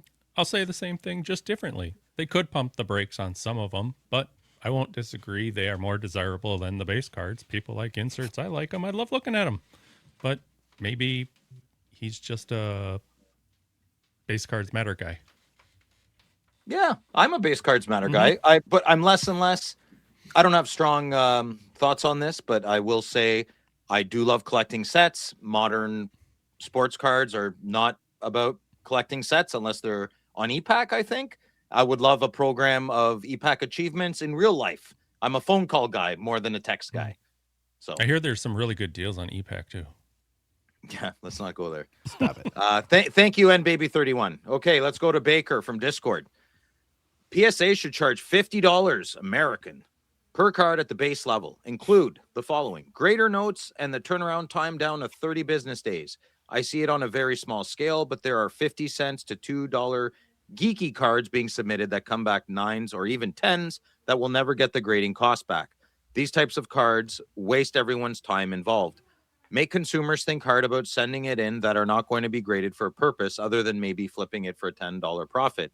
PSA now owns Beckett and SGC. Make PSA the premier product where customers are only sending their best items or items they truly value to be graded in the premier slab. I think, like Josh always says, make grading very expensive. I kind of thought of something while I was reading your question. Why don't they make Beckett, like, could they somehow force the industry or the hobby or this thing of ours, like Beckett only? I mean, please, for the love of God, change the slab if you did this. Like, I want some of my cards slabbed. I want them protected. I want them insured. I don't like certain slabs. I like tags, my favorite, you know? So I like that boutique thing. The rumor of SGC was, I need an outlet so I can get my cards authenticated and graded once in a blue moon. And I'm not enticed to send them to PSA for 6 to 8 months. I mean, that's crazy. I want my cards. I'm not a vault guy. I'm a keep it in my room guy. Anyways, rant my hot take. Thank you, Baker. I think we agree. Maybe, I'm not sure. Louis, what do you think of Baker's take here? I want to dig into the make consumers think hard about sending in cards that are not going to be graded for a purpose. And then he says, other than flipping for profit. Now, purpose.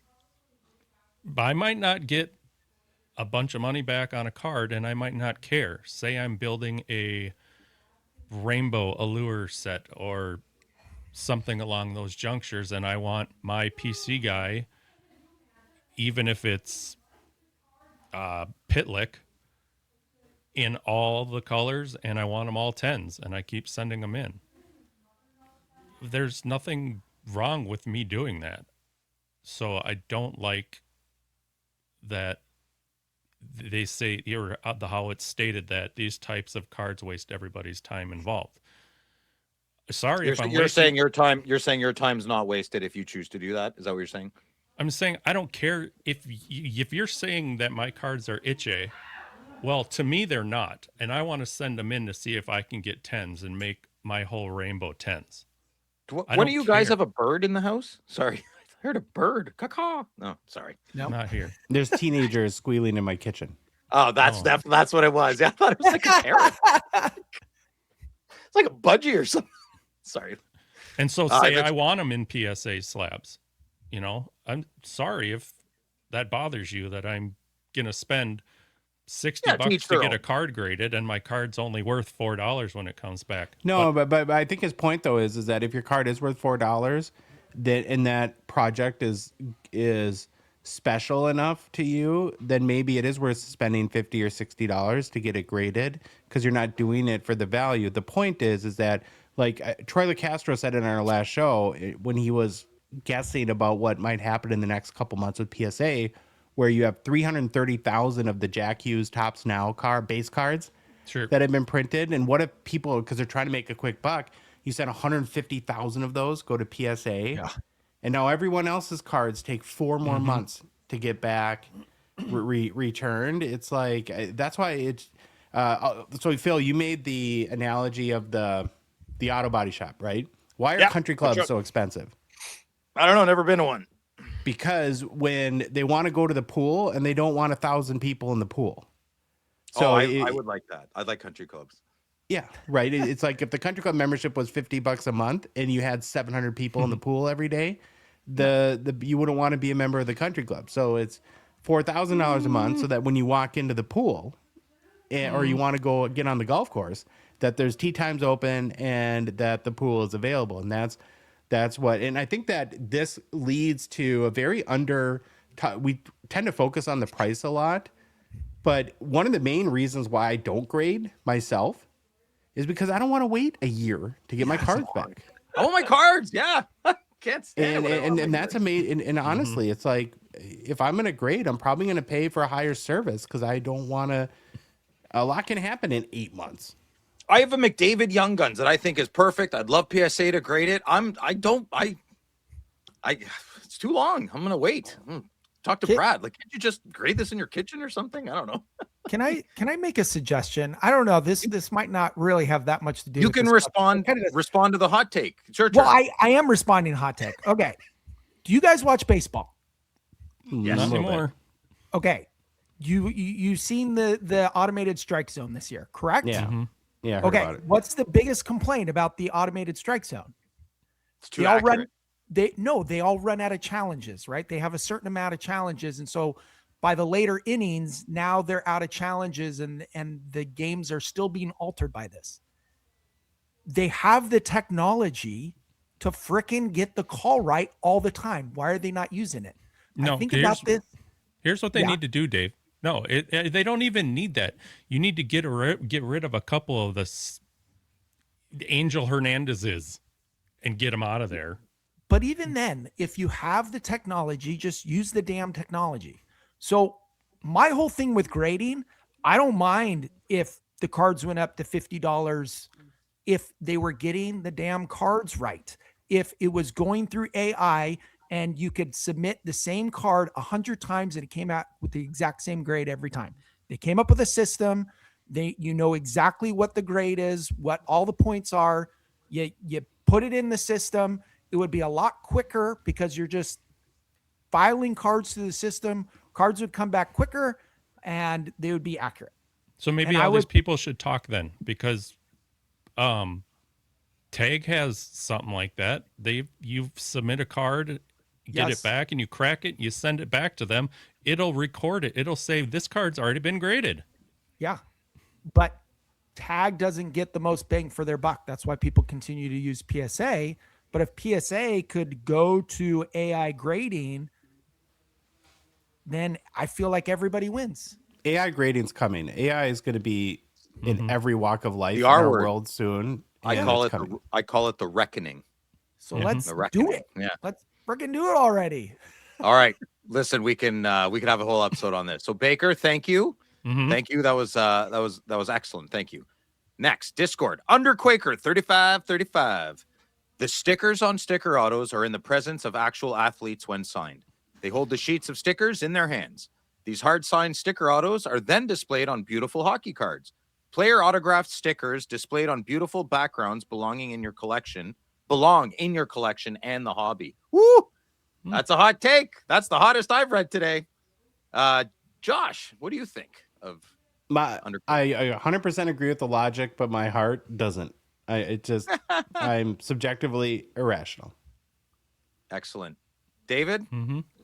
Yeah, I agree. I mean, there is something to be said for the player actually touch the card. The player does not have any connection to the actual physical card. And I think that's why the on-card auto is so sought after. Does sticker autos belong in the hobby? Yes, definitely. It definitely belongs in the hobby.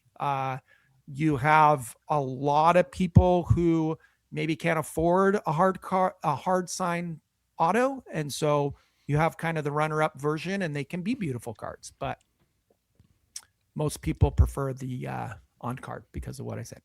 Louis, do you like sticker autos? Doesn't matter what I think. But to Underquaker's thing here, if it makes them shine, You for finally you, then get go it. ahead and keep going. What? I finally get it. I'm sorry. What?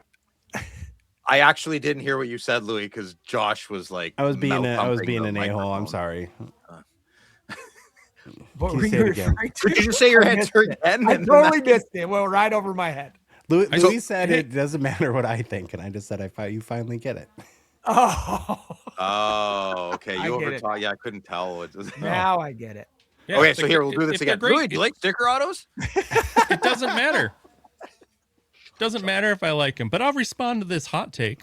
If they shine for you, brother, then go after them. You got your lane. You go in that lane. You be happy. There's Louis' take on your hot take, Underquaker. Mine's kind of if Josh, Louis, and Dave all answers had a baby, it'd probably be mine. I mean, yeah, I guess what Josh said makes sense for me as well. My heart completely disagrees with you, but my brain does. I agree with you. Sticker autos do belong in the hobby, like David said. And I agree with Louis. You should find your lane. I think that's the sticker lane. You definitely won't see me driving on it, and that's okay. I'm not going to force you to buy on-card autos either. So two-way street. I love that you like sticker autos, and I love that I don't. And then we're both even happier because we're not going to chase the same thing. So everybody wins. What if Right you on, like stickers? You Underquaker. get cheaper cards, so you win. Yeah, that's true. And good. Thank you for the take. Okay, next one. Ultimate Playmaker, Discord. When I first got into the hobby, I hated breakers and I thought they were awful. Now I have been in the hobby for years, and I realize that breakers are not bad and are the reason most big cards are pulled, but still a gamble. However, I realize that grading companies are what's wrong with the hobby. Whammo, he just ends it with a finger plunk. Boom! Okay, I'd like to respond. As in my natural fashion, I'll probably just generally respond. I hate absolutes. Guys, good listener. Life, there is no absolutes in life except death. None. And taxes. But whatever, we'll put that aside. I want to be happy tonight. It's hard. There's the absolutes, and I recognize all the names. We're all friends here. Guys, this is the whole point. We're all comfortable and everything's safe. The absolutes are a bit much, right? I try not to do it. We're all guilty of it. You can't just say grading companies are what's wrong with the hobby. Maybe a little bit, but a lot of it not, right? I think they're probably net positive for the hobby in some weird way that I don't even get. I mean, it's a driving horse. It's a behemoth. It's a juggernaut of market share. It's not going anywhere, man. It's not going anywhere. As my boy Al Swearigan from Deadwood said, change is coming, and if you don't pivot, you're dead in the mud. So you already changed once. You're capable of it. You're strong. You're resilient. Do it again. Do it again. So hoot and holler for a year at grading companies. I'll give you Brad Hartland's phone number. You can call him and yell at him. He'll be okay. He can take it. He's tough. And right on the you'll website. feel better. That's why it's a hobby hot take, Phil. Yeah. Yeah. Get it out there. Save space. Okay. Louis, what do you think? I can't follow that. You nailed it. You Oh, adapted okay. once, you'll adapt again. You'll figure it out. Yeah, you're good, man. Same. You're good playmaker, bro. Josh? I think you said it well, Phil. Okay, David? Yep, same. Good. Let's go. Discord, Krabby's Cards. Hot take. Connor McDavid has a 50% chance to catch Wayne Gretzky's point total. That outrageous claims deserve outrageous belly laughs. And I'm rubbing my belly. Josh, would you like to respond in a more adult way? Well, of course, I had to break it down and We just point and laugh. look at the numbers. So Gretzky totaled 2,857 points, and to date, McDavid has 1,210, which is 42.4% of Gretzky's total. So he's currently 1,647 points behind Wayne, and Connor McDavid's 29 years old.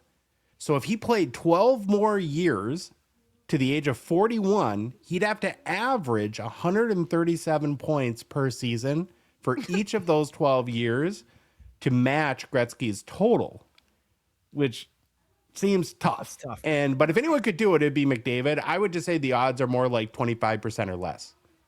That's the thing. If anyone can do it, it's that Ginger. Big Ginger. Or medium, little Ginger, I guess. But he's got a better chance of winning a cup. Yeah. Oh, boy. All right, we'll end with that. Okay, next hot take. I'm getting sweaty here. Okay, Rangers Avs 22. Hot take from Rangers Avs 22. Young Guns canvas should be more valuable than base Young Guns. They are more rare, usually have better photography, and the canvas card stock feels more premium. Brother, I think everybody agrees with you, and but as individuals, but as a governing body of a hobby as a whole, the whole movement goes the other way for some reason. But if you broke it down into pieces, everyone would agree with you. That's my take on your take. Dave? Yeah, I mean, I totally agree. I remember the very first time I opened a tin of the cup, I pulled an NHL collection rookie RPA of Kirill Kaprizov out of 35. And you know what I thought? I was pretty new in the hobby, and I thought, looks like a Cabbage this Patch is lower numbered than the true RPA. So this is like, the true RPA is out of 99. This is out of 35. So my card is 3 times more valuable than the true RPA. It doesn't make sense. There are things in this hobby where the math doesn't math, and it doesn't make sense. The canvas card's exactly what you said. All of those things are correct, but the base card is the rookie card, and so it gets way more love. Boy math. If girls can have girl math, we can have boy math. Yeah. Mm-hmm. Yeah. Louis, any thoughts? No, yeah, some things just don't make sense, and you just need to take smart out of the hobby here and there. Yeah, you got that right. Josh? Doesn't mean it won't change, though. Like, we're seeing this now metamorphosis where the upper deck, not upper deck, the cup gold RPAs are starting to sell for more than the true or base RPAs, which has confused people similarly for a long time. So who knows what it'll be like or how the hobby will view the Young Guns canvas 10 years from now. Good point. Okay, moving on here. We're getting them done. Instagram. I'm taking my socks off. Basement breaks. Hot take. The math is more important. What? You going to play tennis? What are you doing? I don't know. I'm comfortable. Instagram. Basement breaks. The math is more important than hobbyists care to admit or understand. Oh, shots fired. Shots fired. Louis, you want to go first? I don't understand. Yeah. I feel like it's like a haiku or like Confucius says, like I don't get it. Well, basement breaks. We're all intrigued, but confused, and it's probably on us. It's probably on us. It's probably right in front of us, and we don't get it. Could you explain it like we're 5 and resend it, and we'll have at it. Okay. Next statement or hot take. Discord Panther J. Do you think his name's Jay Panther? That'd be really cool if it was. That would be. Just because someone pulled the card you want doesn't mean they have to trade or sell it to you. I get tired of guys on social media calling people out for not moving a card. Newsflash, bro. You are not entitled to it, even if it finishes your collection. Yeah, I 100% agree. There's no other way to say it other than the way you did. Yeah, it sucks if you need the card, but you got to respect it's not yours and ownership, right? Respect the ownership. Louis, do you have any thoughts on that? You're right. Oh, not entitled to nothing. not entitled We're to not nothing. right. You agree with our Or, takes? I agree with Pather J's hot Okay. take that we're not entitled to anything. Dave? I agree with you, Phil, unless it's Luke Robitaille and I need to complete a set. Then I disagree with you. And I do reserve right to any Robitaille card I need to complete You're a such set. a degenerate. What say you? I agree with you guys. Okay.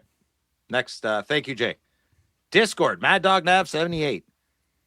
Breenie is a terrible nickname for Macklin Celebrini. It makes him sound like a princess in a Nintendo game. That's funny.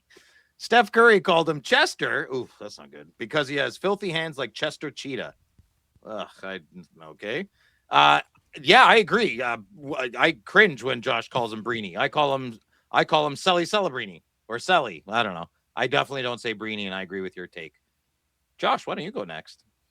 The whole point of a nickname is it's supposed to be bad. If you like your nickname, it's not a good nickname.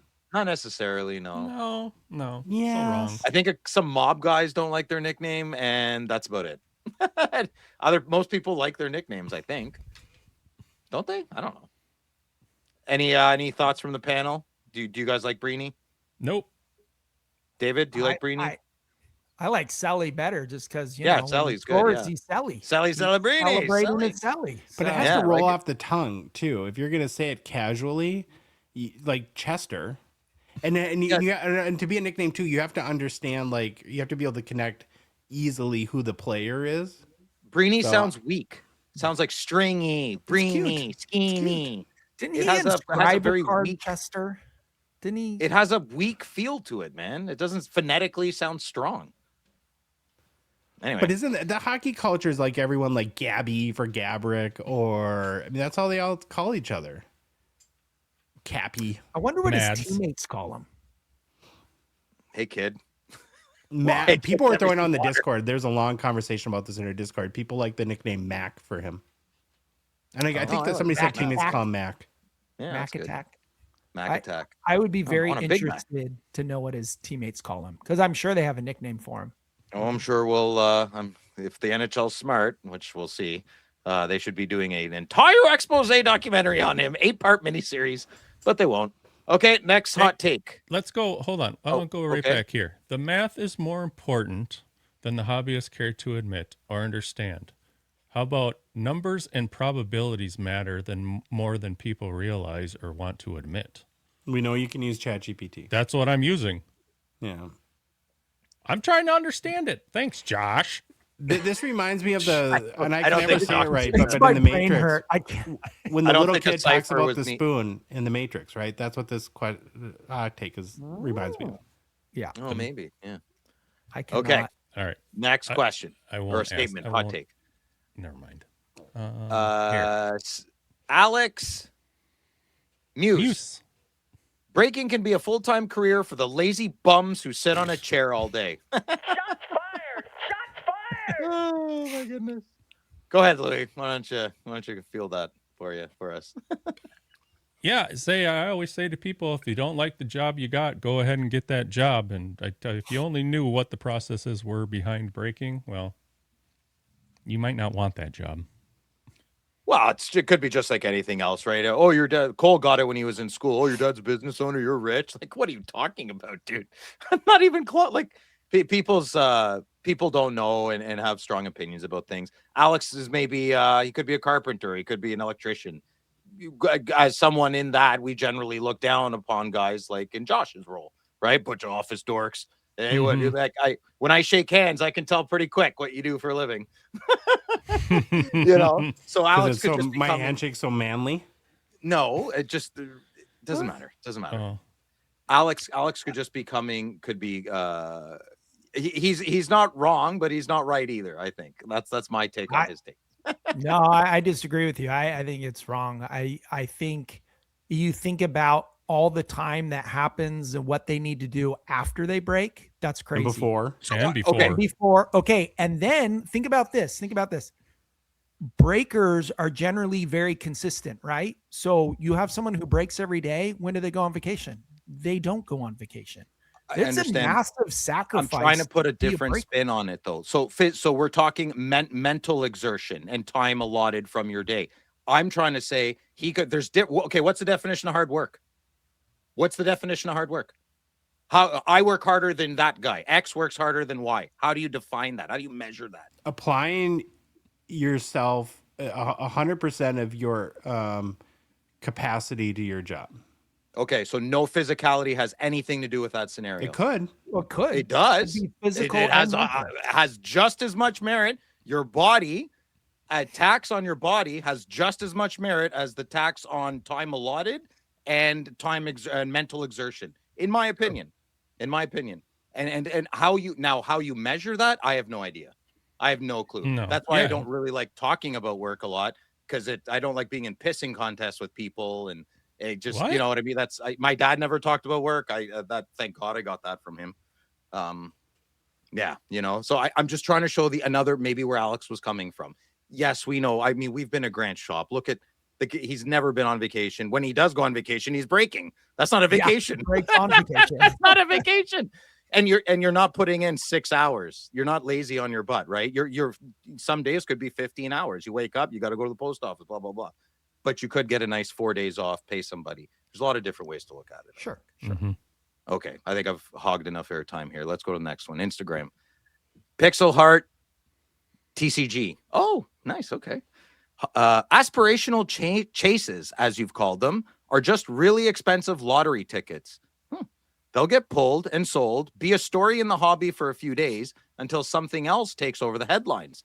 Meanwhile, the average collectors are still stuck with increasing costs for sets with less cards per box and no guaranteed hits. Well, there's a lot of that I can get behind. Josh, what do you think? You want to head us off there? Yeah, I don't know. I mean, I think that people love the lottery fantasy. It's the same thing that compels people to buy prospects, right? Is we all want the strike oil in the backyard, so to speak. And so that drives a lot of people. I'm not wired that way. That's why I collect more legends in a very small defined group. And I like more of the quote unquote, the safe bets, but yeah. And so it doesn't affect my hobby experience at all. I guess my take on your take would be, Dave brought it up earlier. I don't buy a case of Flagship anymore. And that sucks. That's a part of my life that I don't have my protein shake. I don't have my case. That part sucks. But I've pivoted. That frees up a bit more money for singles. Okay, can I ask you a question though? But now that you were forced to kind of pivot and change direction, let's say you got $2,500 more a few times a year disposable income. No, how you change today? Would you buy a $2,500 Guy Lafleur game used patch auto, or would you buy a case of Flagship? No, I'd probably buy Flagship, man. I love opening cards. Okay, it's a big part of who I am. Yeah, big part of who I am. I miss it. And this is gonna sound silly. The new configuration is awesome. I am such a fan. The thick packs. I love putting my fat chubby hands in the box, grabbing a pack and like, what is that? Oh, these are Billy. These are so hard to open. The whole experience, the ritual, the ritual of from my truck to the house. I feel safe. I feel cozy. Oh, dude, it's I love it. Yeah, I want a case.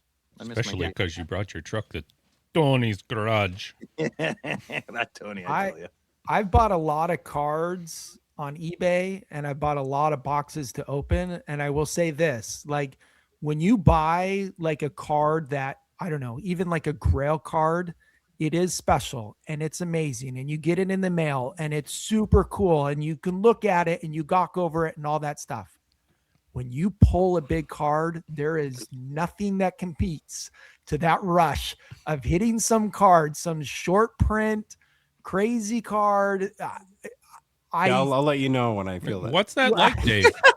Poor Josh. He's never had a big card. I have a Celebrini I just pulled. So that's true. That's true. You Yes. popped your cherry on that. That's true. That's true. So, I mean, the biggest card I pulled was the Swayman Shield. And I was on cloud 9 for days after, not like an hour or 2 days. It lasted for 3 straight days where I was beaming. Nothing could take me down. Pulling that card was like magic. So when you go and you open boxes, that is the power of just thinking it might be in there. It probably isn't, but it might be in there. And I remember meeting you, Dave, when you hadn't really ever bought singles. Like all you did was open wax, and then My you started to collection was- buy singles for the first time, and you were like, "This is weird." Well, it was like, this is responsible. I can Which isn't actually- fun, right? That's not which fun. isn't as fun. It just No. isn't as fun. It really isn't. No, There's missionary something about sucks. pulling Okay. a big card that's magical. I don't know. It just is. Hot take over. Next one. Oh, look who it is. Eric. Hey, buddy. What's going on? Okay. Instagram. Sanderson or 1979 O-Pee-Chee cards should not be graded differently because of the rough cut. If a 7 is the highest graded O-Pee-Chee Gretzky rookie, it's still the most valuable. That is why I have issues with grading. They do not have the same grading standards for all cards. He's right. Could it be that a higher graded Gretzky can bring more to PSA than their PSA tax? My response to your take is very, very simple and humbling. I completely agree with you, Eric, but I drank all the Kool-Aid. Give me some rough cut, baby. Louis, what are your thoughts? This is, I have lots of them, but I won't understand it. It doesn't make any sense, but for some reason, this one has that standard, and some people want that O-Pee-Chee rough cut, and some people want sharp corner tops. I don't know where to draw the line in it. This is why this is a great hot take, because you could just we could talk about this till we were dead. But I don't know. I want some of Phil's Kool-Aid. Dave, do you have any thoughts? I know you're not a big vintage guy, so maybe not. Not a big vintage guide. So I don't know. I don't know So if we'll I can move on speak. from you. I don't know if Josh? I can speak on this. No. I will skip say it. this. I Josh? will say this. Ugh. I do have two Robitaille rookie cards. One's a PSA 9 and one's a PSA 10. And the PSA 10 is very rough cut. And I was very confused when I got it because I bought it early on and I could not figure out why it was a 10 with how rough it was. And because I didn't understand. I didn't You got understand lucky. how it worked. You got lucky, greedy. Here's Josh? I just thought of this because I had a little more time to think on this. Sorry, Joshy Poo. But if all of O-Pee-Chees are coming off as that rough cut, you have to grade them off of that rough cut. You can't compare it to the top. They're not all like that, Louis. They're maybe 30%. Maybe Is it 35. that? Yeah. So then is there a, hey, this is the rough cut section, and then this is the, I don't see what I mean. I could go on. I don't know. You want them categorized? Is that what you're saying? I don't know what I want. Use your big words. Come on. What? Do you want them like on the slab? It'll have a designated. This is for like Rough RC, cut? RC, and then like a qualifier, like a PSA I don't. qualifier. Yeah, I don't know what would make it. I don't know what would make everybody feel better. So. Well, I can't change it now. They change No. anything now, and if it changes the value, you're. Is this where they sue the pants off you in America? Class action lawsuit. Gene Hackman. Oh, May rest yeah. in peace. Josh, Bring it. thoughts? So the rough cut would be a manufacturer's defect because they got cheap at O-Pee-Chee and they didn't change the blades. It is odd that it's like the one instance in all the hobby, and maybe there's a basketball, we just don't know, or football card or baseball card example that's similar, but where, because also centering is a manufacturer's defect too. So why does the rough cut get a pass where centering doesn't? I don't know, but I also love it. I love that there's this one kind of crazy, sort of nonsensical nuance that really is not logical, but yet everyone just finds the Goes with romance it. in it. Yeah, like I like government that. policy. That was a good. You made it make sense, Josh. Yeah, Thank it's you. one of those math doesn't math. Just Yeah, boy math. what it is. Okay, Eric, Please finish thank you. Sorry, Eric. I got a D on. I got a cool thing for you. You never told me if you're a large or an extra large. I think you're an extra large, but I'll give you some grace. We'll say you're a large. Oh, he Okay, rides a so- bike. He's a large. He's a large. Yeah, that's true. Good point, Louis. Thank you. Yeah, and they're used to wearing terrible clothing, so whatever I give him will be great. I'm Tighter sure. the better. Tighter the Oh better. God. Okay, here we go. Yeah. Okay. Instagram WSB cards. Oh, is this Ryan? Mhm. Hey Ryan. Okay, here we go. EPAC achievement cards, especially in 2024-25, are underappreciated and undervalued. I didn't know there's achievement cards for EPAC, and nobody should ever go look because they don't exist. Phil wants I want them all to for myself. I love EPAC cards. Yeah, big fan, and I very much agree with you, Ryan. Very much agree. David, do you agree? I have nothing to say because I'm never on EPAC. So Okay. I have no Louis, take. or do you take what Dave said the same? I just said no one ever because I don't know what to say. So I like to bring controversy into it. Okay. Joshua. I can get behind the underappreciated, but not the undervalued part, because technically the value is what the market dictates. And so the value is the value. Well, Ryan, these three bozos are wrong, and I agree with you. Okay. Next, Instagram. A cure for the trips. For the boy. trips. My Freudian slips. Itch My rips. youth's coming back to haunt me. A cure for the itch rips. Well, that's bad too. It's like wearing a bathing suit too long. Oh, okay. My hot take is that we need better data about what percentage of hobbyists are here as a side hustle and what percentage are here for the joy of collecting to better understand the real strength of this industry.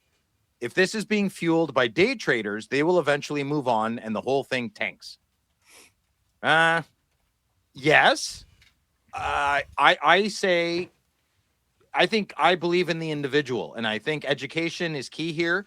If you stick around long enough, and if you have wisdom, you don't need to be smart to have wisdom. You do not need that. But pay attention to the losses that you've had. Pay attention to the conversations that are had. If you stick around long enough, you can smell that crap a mile away. And yeah, you might get taken, probably not often, maybe not ever. The bigger the beard, the smaller the chin, I say. So I don't know. I trust you, a cure for the itch rips. That it just don't let them get in your way. If it's bothering you and irritating you, don't be around them. So if you have card collecting friends that are annoying you, that are trying to look at this in a more fiscal way, more money way, obviously, get new card friends. Like if we had, who's our biggest money? Like Sylvain, he sells, he flips, he does that. He doesn't really get in our way, and he's not annoying about it. If he was, he probably wouldn't fit in the group, But there's other groups I know of. All they do is make money together, and that's their hobby. So just don't let those guys get in your way. That's all. But they have space in our hobby too. They open boxes too, right? They buy and sell as well. We have to leave space in there for a little bit of everybody. That's my take. Josh?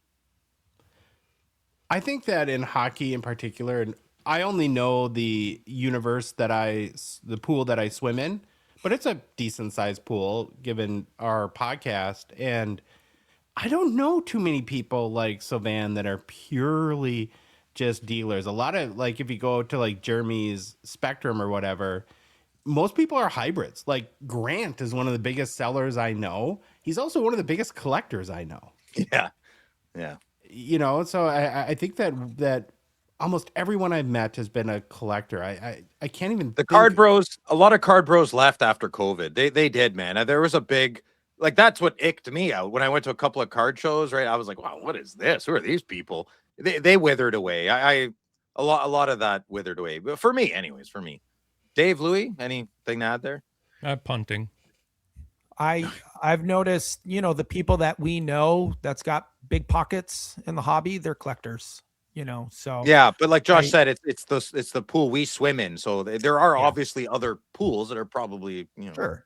And I've heard, and I don't have experience in other hobbies, but I've heard from a lot of people that hockey is a more collector driven hobbyist set than maybe football or basketball or some of those other sports. So I think you're going to have more collectors, more, that type of collector in the hobby for hockey than in other sports.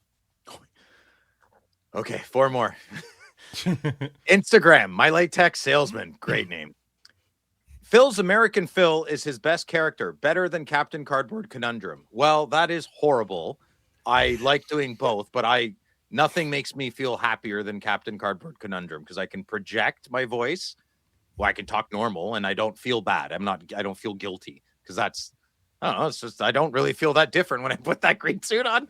I love it. It's so silly. I like being silly. I got a lot of characters. I'm just trying to refine them.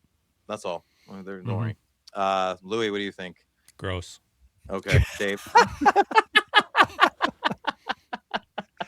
We'll just doesn't say matter. It that doesn't at my matter. 50th birthday party, I will be inviting Captain Cardboard Conundrum over Well, the American film. Let's hope he can make it. Oh, I like American Phil too, though. I'd like to see more American Phil.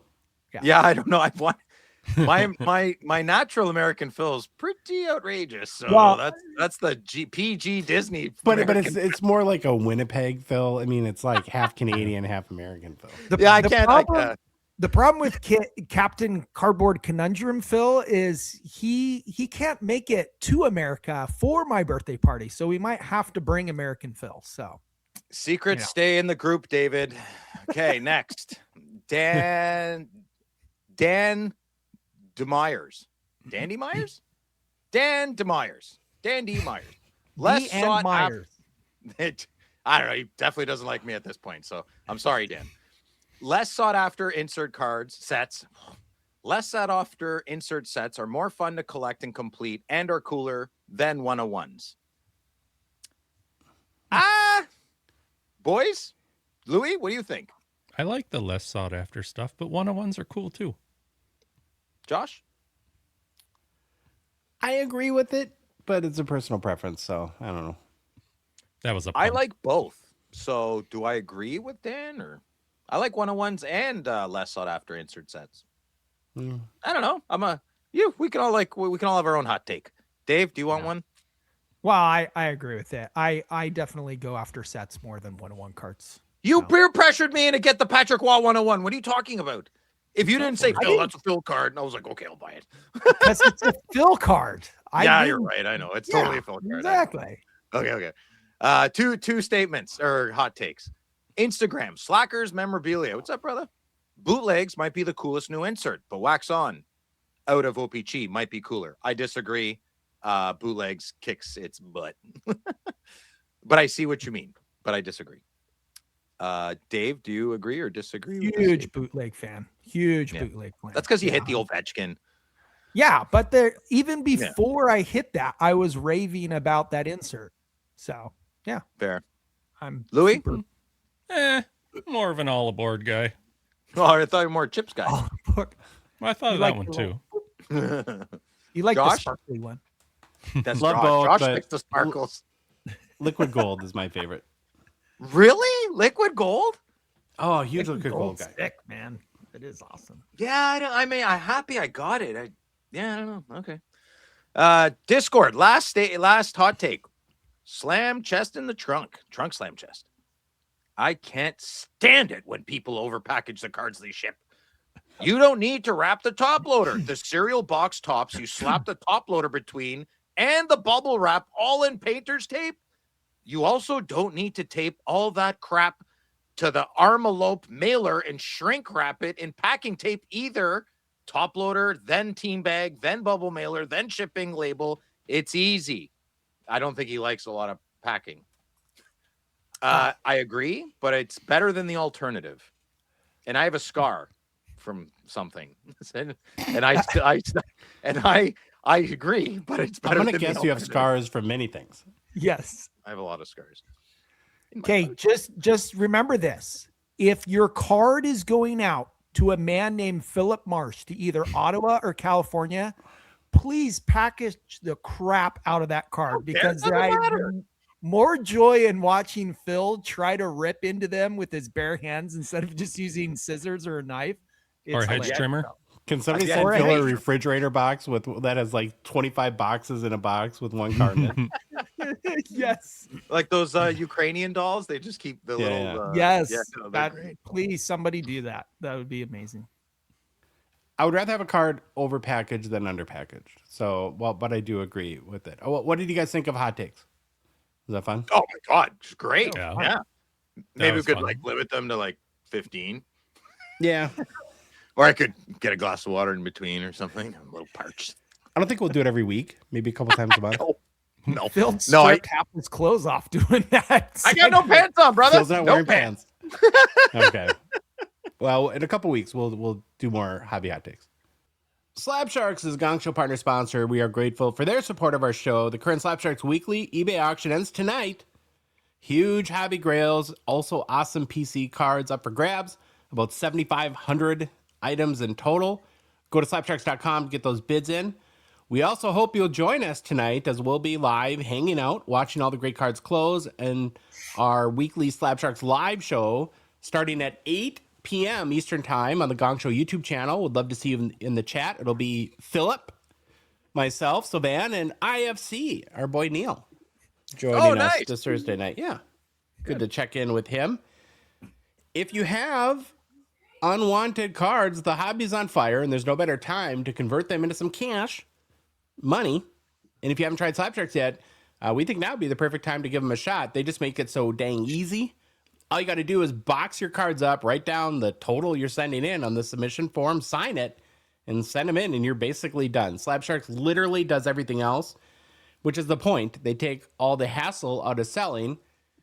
If you're in the U.S. too, we partner with Slab Sharks and are the official American submission center, so you don't have to worry about sending your cards internationally, which is very important.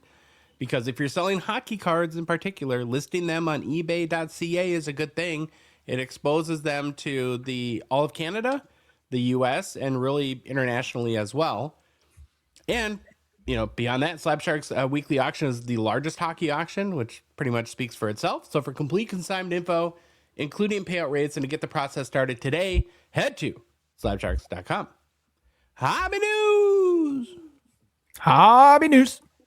Hobby news. Hobby news. Thank you, Louis. Solid contributor. Have you guys seen the whole Goldin reality style competition that they've launched? Mm-mm. No. Dave, Phil? Okay. So Ken Goldin and his company have launched a new nationwide reality show-esque campaign to find what they hope to be the next eBay Live selling star. They're calling the campaign Lights, Camera, Bid. You can send them audition tapes until their deadline, which is on May 22nd. There'll be a 5 steps or stages process to the competition, I guess. And the winner will receive a conditional offer to serve as on-air host for their eBay Live programming. Ken, I think, says our eBay Lives are widely popular. Lights, Camera, Bid takes it to the next level. The competition is about finding someone who can step up and own every moment on screen in their own unique way. To me, this just hit me as another crazy sign how much our little church basement, old smelly guy hobby is really growing up and maturing. And it's like, where is this going? Are we going to have 3-4 years from now, literally kind of quasi hobby celebrities that have their own brand and persona, where the big auction companies or selling platforms are we gonna have news items where Fanatics signs Bobby McMuffin to a 6-year contract to be their eBay Live selling star guy? Yeah, I don't know. I find that all very cringy and awkward. Whenever I see King of Cards sign Pelican cases, I think it's over when you're bigger than the thing you're collecting. For me, anyways, I'm out. It's hard to. I just can't. I don't really know what to say to someone who thinks they're bigger than the hobby that we're in. And I think that's what when you put something on a pedestal, it's I'm out. I'm not swimming in that pool. Yeah. Agreed. What do you think, Dave? Are you gonna submit your He application? agrees with Dave? me. No, don't say anything. He agrees with me. That's I it. want Dave to do it. Should we do that as we could document the process for the show. Have Rebecca film you in a video, walking, hi, my name is Dave. This is how I make my coffee in the morning. And what if you got the job? Wouldn't that be funny? That would be pretty funny.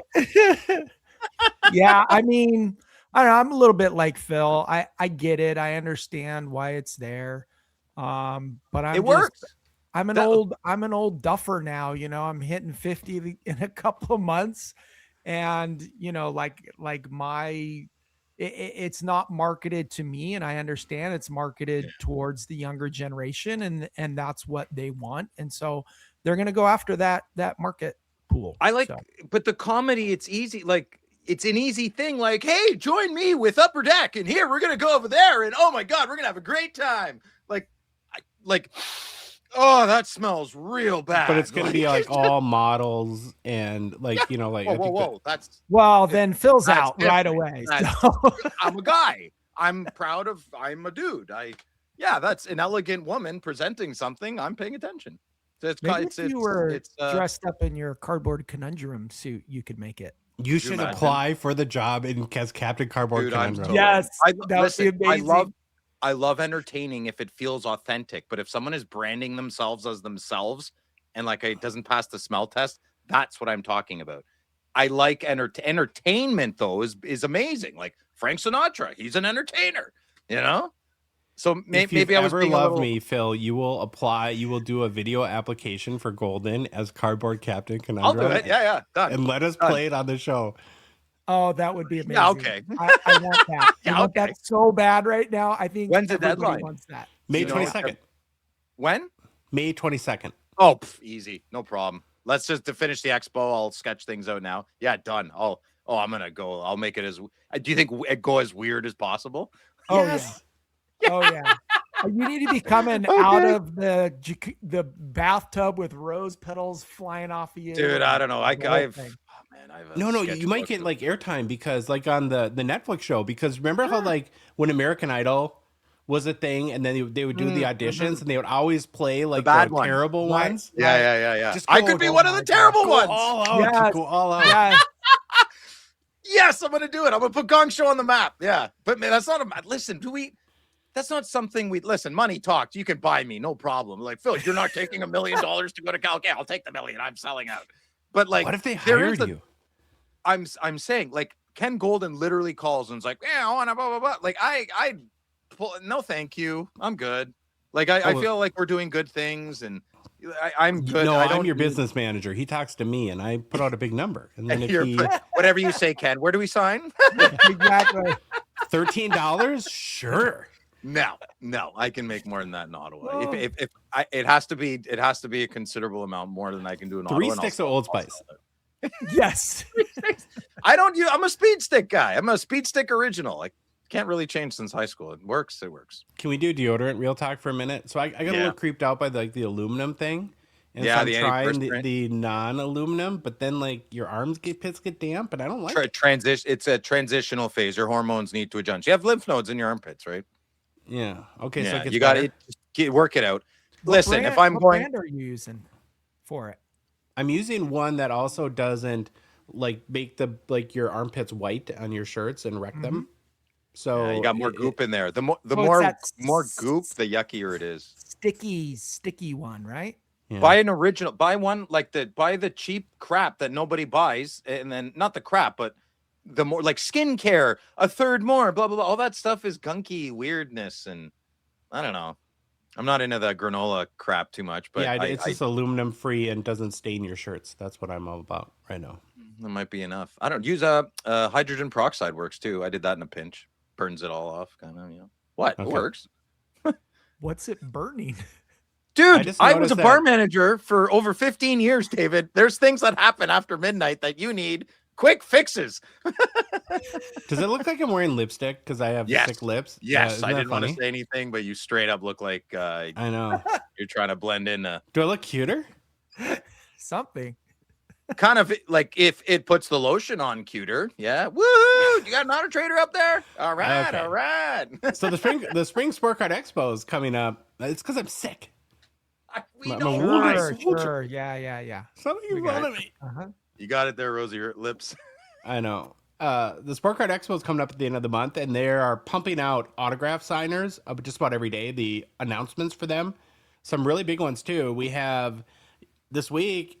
Jaromir Jagr was announced, which is a huge name, of course. He'll be signing bring- at the expo. Don't bring your wives near him. Yeah. He's a good-looking man. He's got a Hey, reputation. how you He can doing, talk. lady? Yeah. Kind of spendy. Most like a huge difference between the national here in the U.S. and the expo has always been how expensive in comparison autograph signers at the net. Like you can pay like $300 US, and then very, very inexpensive at the Sport Card Expo. And this is not an expo thing. I think the athlete determines what they charge. $229 CAD to get Yager's autograph. Is that good or bad? I don't know. That's Well, high. I'll go through some of the other ones, and then maybe Okay. we'll circle back to this. Then you got Felix Potvin, our guy Anthony, is emptying his bank accounts as we speak. He'll be signing on Saturday for 39 Canadian. Oh God. Is Anthony gonna pull like a wagon with all his mem in it? And like, He's gonna bring up the Brinks truck. It'll be signing. beep, beep, beep. No kidding. Back it up. Exactly. On Sunday, we have Daryl Sittler is coming back, $60 for an autograph.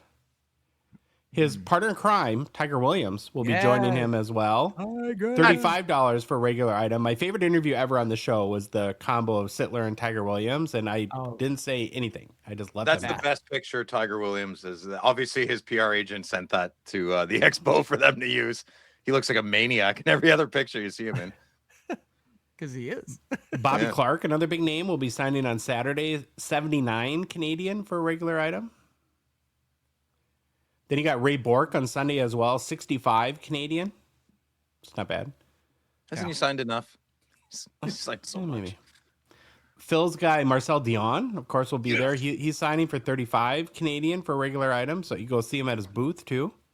So he's at his booth, and then they pull him off to the autograph but you gotta- pavilion. You got to respect the thing, though, right? I mean, it's, I don't know. It is a little silly, but So I always feel like you're paying not just to have something signed, you're paying to meet them, greet them, shake their hand, have a quick conversation with. With Dion, you can do that the whole expo. He'll just sit dude, I'm there. loitering. I'm getting a lawn chair and sitting right beside him. He starts talking to you and you can't leave. I'm not joking. I have my you outfits mentioned all the picked out. Kings, and he just goes off about how bad they are and how much he's disappointed, and he goes off for 20 minutes about how terrible they're playing. It's great. Good. I'm gonna wear all my sweaters. It's gonna be great. How about American Phil meets Marcel Dion? No, I'm not. No. I don't want any of you around. I'm gonna do this on my own. No, none of you are allowed to be around. No Okay, cameras. so no now nothing. let's circle back to Yager at 229. Does that feel worth It's it to you? Jaromir Jagr. He can. Yeah, fair. That seems appropriate. For I'm who sure you're it'll be a meeting. long line. Yeah. One non-hockey player in the lineup that I thought we'd highlight is WWE star Goldberg for $100 CAD or 99. He's signing on Saturday as well. And there's tons more. Like there is a lot at this point, Pretty and you ball- can. Pretty ballsy coming up here in Canada after he hurt Bret Hitman Hart. He's he's not loose. He's not a loose wrestler. He's stiff. Yeah, Okay. that's what they say. Yeah, Goldberg he wasn't the best to work with. I'm sure there'll be more announced soon. So if you can, if you follow Sport Card Expo on social media, you'll every day or so they are Louis, getting those out there. Can you put that back up for a sec? I want to see some. Can you put Goldberg back up? Is that possible? Oh yeah. Doesn't he kind of look like if Neil took steroids? A little bit. If Neil had a more successful physical brother that had varsity quality and took a lot of steroids, a lot of I'll TRT. tell you what, if our expo mom looked like that, I would be following his orders to clean the kitchen a lot quicker than I do. Yeah, that's true. New product releases brought to you by Gongshow friend and partner GP Sport Cards and Total Sport Cards. Grant's been doing a ton of interesting mixers with his breaks lately. Be sure to check out all the spots at gpsportcards.com. He'll be live again tomorrow night, so hurry up because they do go quick, especially the reloaded breaks, which has been very humbling for us. They tend to sell out right away. Which, So flattering, right? Every time it's I so go, flattering. they're gone. They're gone. That's great. if you're looking maybe to sell your collection, Grant's always buying, your best bet is to reach out to his hobby shop at Total Sport Cards and set up a time to review what you have. You can also message him on their Instagram too. And then also remember, Grant can ship all the latest hobby releases anywhere in Canada via their website, totalsportcards.com. Well, boys, National Hockey Card Day is this Saturday. What are you doing to celebrate? You having family over? Are we cooking a ham? What's the traditional meal for National Hockey Card Day? A box of hockey cards. Isn't that the right thing? Oh. What's it's Like not pizza? turkey. I don't know. I don't know. Pizza. Yeah, pizza and Diet Coke. Oh, I love pizza and Diet Coke. Well, so National Hockey Card Day is an annual event thrown by Upper Deck geared to introduce new... Sicky Pants Coffee McCofferson. He almost made dying. it the whole show. You almost made it, Joshy Boo. Sorry about Oh, that. your lips are so red now. I know. They're I know. So It's like, red. guys, I see the way you're looking at me, and I'm getting a little It's nervous. very- I'm getting honest. It's very concerning. I think Phil's gonna ask me out after the show. The event is geared to introduce new collectors to the hobby. Upper Deck partners with participating shops where you can get free National Hockey Card Day packs. You can also see the list of participating shops on the Upper Deck website. They do have a National Hockey Card Day page. And if you have like a niece or nephew or your kids, bring them down. I mean, the whole point is, again, to introduce people to the hobby. There is a set, of course, that comes in these packs. The complete checklist is live on hockeychecklist.com. And there's kind of a cool chase that they've introduced too. We'll talk about in a minute, but we'll do a very brief checklist review so you see what's in store in the National Hockey Card Day packs this year. The base set has basically 4 components. There's prominent rookies, where there's 10 players on the checklist, all the big rookies. There's no parallels or anything like that. But very teal and yellow, kind of interesting colors. Then you have hockey superstars, 10 current NHL stars. You can get an Ovi, McDavid, Crosby, Connor Hellebuck, Dollar Bill, nice Kirill. Yeah, That's I do like that. one there. Yeah, good picture. I love. That's a great picture. Look at that. It's Yeah, fantastic. looks yeah. intense. Yeah, he's intense. It's good. AM34, Kucherov, Jack Eichel. They threw a nod to Anze Kopitar, probably because it's his last year, I would guess, Yeah. and then Matty Tkachuk as well. Then you have legends. There's 10 players on the legends checklist, and I pretty much think that they made this checklist for Phil. You have Gretzky, Wayne, not Brent, Mario Lemieux, Bobby Orr, Marcel Dion, Patrick Waugh, Ray Bork, Guy Lafleur, Joe Sakic, Doug Gilmour, and Chris Chelios. They I made this know. set for me. See, I know they see? Jason won't return my calls, but he's definitely speaking to me through the ether. And then there's one rookie moments card. It's one card. It's Ivan Demidov. So that's the base set. Whoa. That was Yuppie. Go back. Oh no, we're getting to that. So in the okay. inserts, there's mascot there's 3 insert sets. Mascot mannerisms. There's 10 mascots. You can see them on hockeychecklist.com. I will say too that kids love these. Like my nephews, especially as they're a little bit younger, anytime I'd give them a mascot card, their eyes would light up. So Really? Okay, that's good to know. I kind of make fun of them. I'm a Yuppie guy or nothing. All other mascots seem silly to me. And then PWHL powerhouses. So there's a PWHL set. There's 10 players on the checklist. Sarah Fillier, Taylor Heisey, Marie-Philippe Poulin, Renata Fast. I'm going to probably butcher some of these names. Brianne Jenner, Alina Mueller, Aaron Ambrose, Grace Zumwinkle, Natalie Spooner. Dave, you're a Spooner, right? Only the sure. small. Okay. No. Yes. Okay. You're right. I And am it's small. either L or Ellie Hartjay. Elle Woods? No. Present. So there's a nice, for PWHL fans, there's a set you can collect there. And then the last one is UD Black Victory Rookies. These are nice looking cards always. That's pretty cool. 10 players on the checklist, slightly different from the base prominent rookies. Probably the biggest name missing in the UD Black would be Ivan Demidov. Josh, control your animal. I know. Is this a larger checklist than ever before? I don't ever remember the checklist being this big. I don't know. Yeah, I don't remember that many cards last year. I would like to remind my friends in the group that I did hit the Wayne Gretzky Refractor Blast from the Past 1 year ago this Saturday. Oh, yeah, it was on National Hockey Card Day. I was on National Hockey. It was That one of the was. greatest days of my life. I love you, Cole. Obviously, the day he was born was first. That's a pretty close second. I'll tell you that. All right, On let's some get to days, the, it's first.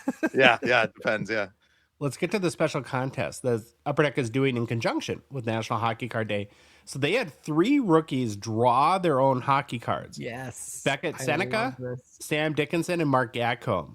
Oh, And so God. 3 winners will receive one of the hand-drawn cards, one Upper Deck NHL hobby box, an Upper Deck hat, a breaker mat, and then one of the National Hockey Card Day binders. Here's another Captain Conundrum contest you can enter, Phil. So entry dates are from April 4th until April 12th. You have to follow Upper Deck on Instagram, Facebook, and X, and post a photo or video of your hockey card collection or how you are celebrating National Hockey Card Day while also tagging Upper Deck Sports. And then you can also use the tag NHCD. Looks like Phil's having a busy month of videos.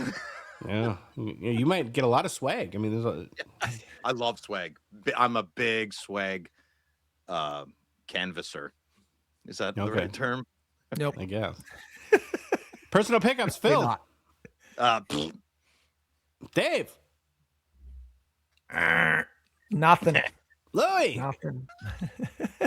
Louis did fart noise on mute. Unmute the poop. Well, don't worry, guys. I got your back. I'll save the show. Thank you, Josh. Yeah, I got one card. It's a 2021 Fleer Ultra Sidney Crosby Platinum Medallions out of 100. How many is this now? Is this your third? Of the Platinum, no, but I've got almost all of them except the Emerald. I'm missing out of 10, which would be spendy and tough to get. I have the Sapphire, the Ruby, the Titian. I'll give you gold. Trade you Emerald Crosby for your Patrick Waugh EX, your Essential Credential. No. Okay. No, go ahead, finish the show. Go ahead. That's all I got. Yeah, well, You're not going to poop on my card, Phil? I mean, it's weird if you don't. No, I have my a personal pick. If I poop on your card, then I'm pooping on my set. He's only pooping that you don't have 4 copies of it. You only have Every one. time Josh buys one, I buy 2 just to make sure he doesn't have more than me.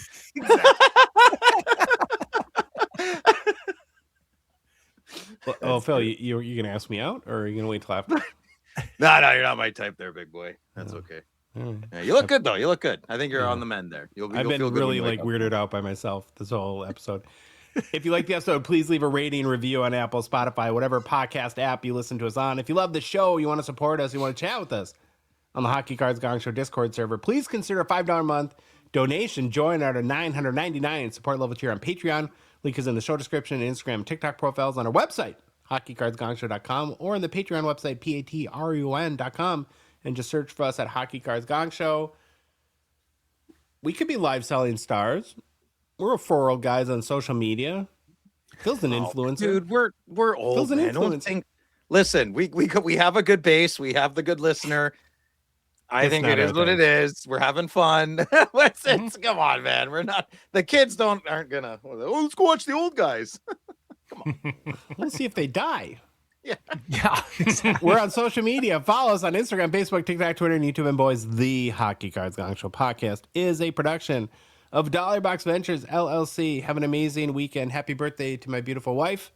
We're gonna have a big party. Aw, Can't wait. Happy for birthday, that. Benny. Yeah. And we'll be back on Monday. Baba Louie, you know what to do. Happy birthday, Jenny! Bye! It's the Gong Show, we're dropping the facts. Hockey cards on fire, no holding us back. Josh looking sharp, the face of the scene. Feeling pork chop pants, rocking it clean. Baba Louie in the booth, he's the man with the plan. The best producer in all the land. Gong Show Nation, let's hit the flow. It's the Hockey Cards Gong Show, let's go, let's go. Wanna say them in show. Wayne Gretzky on steroids?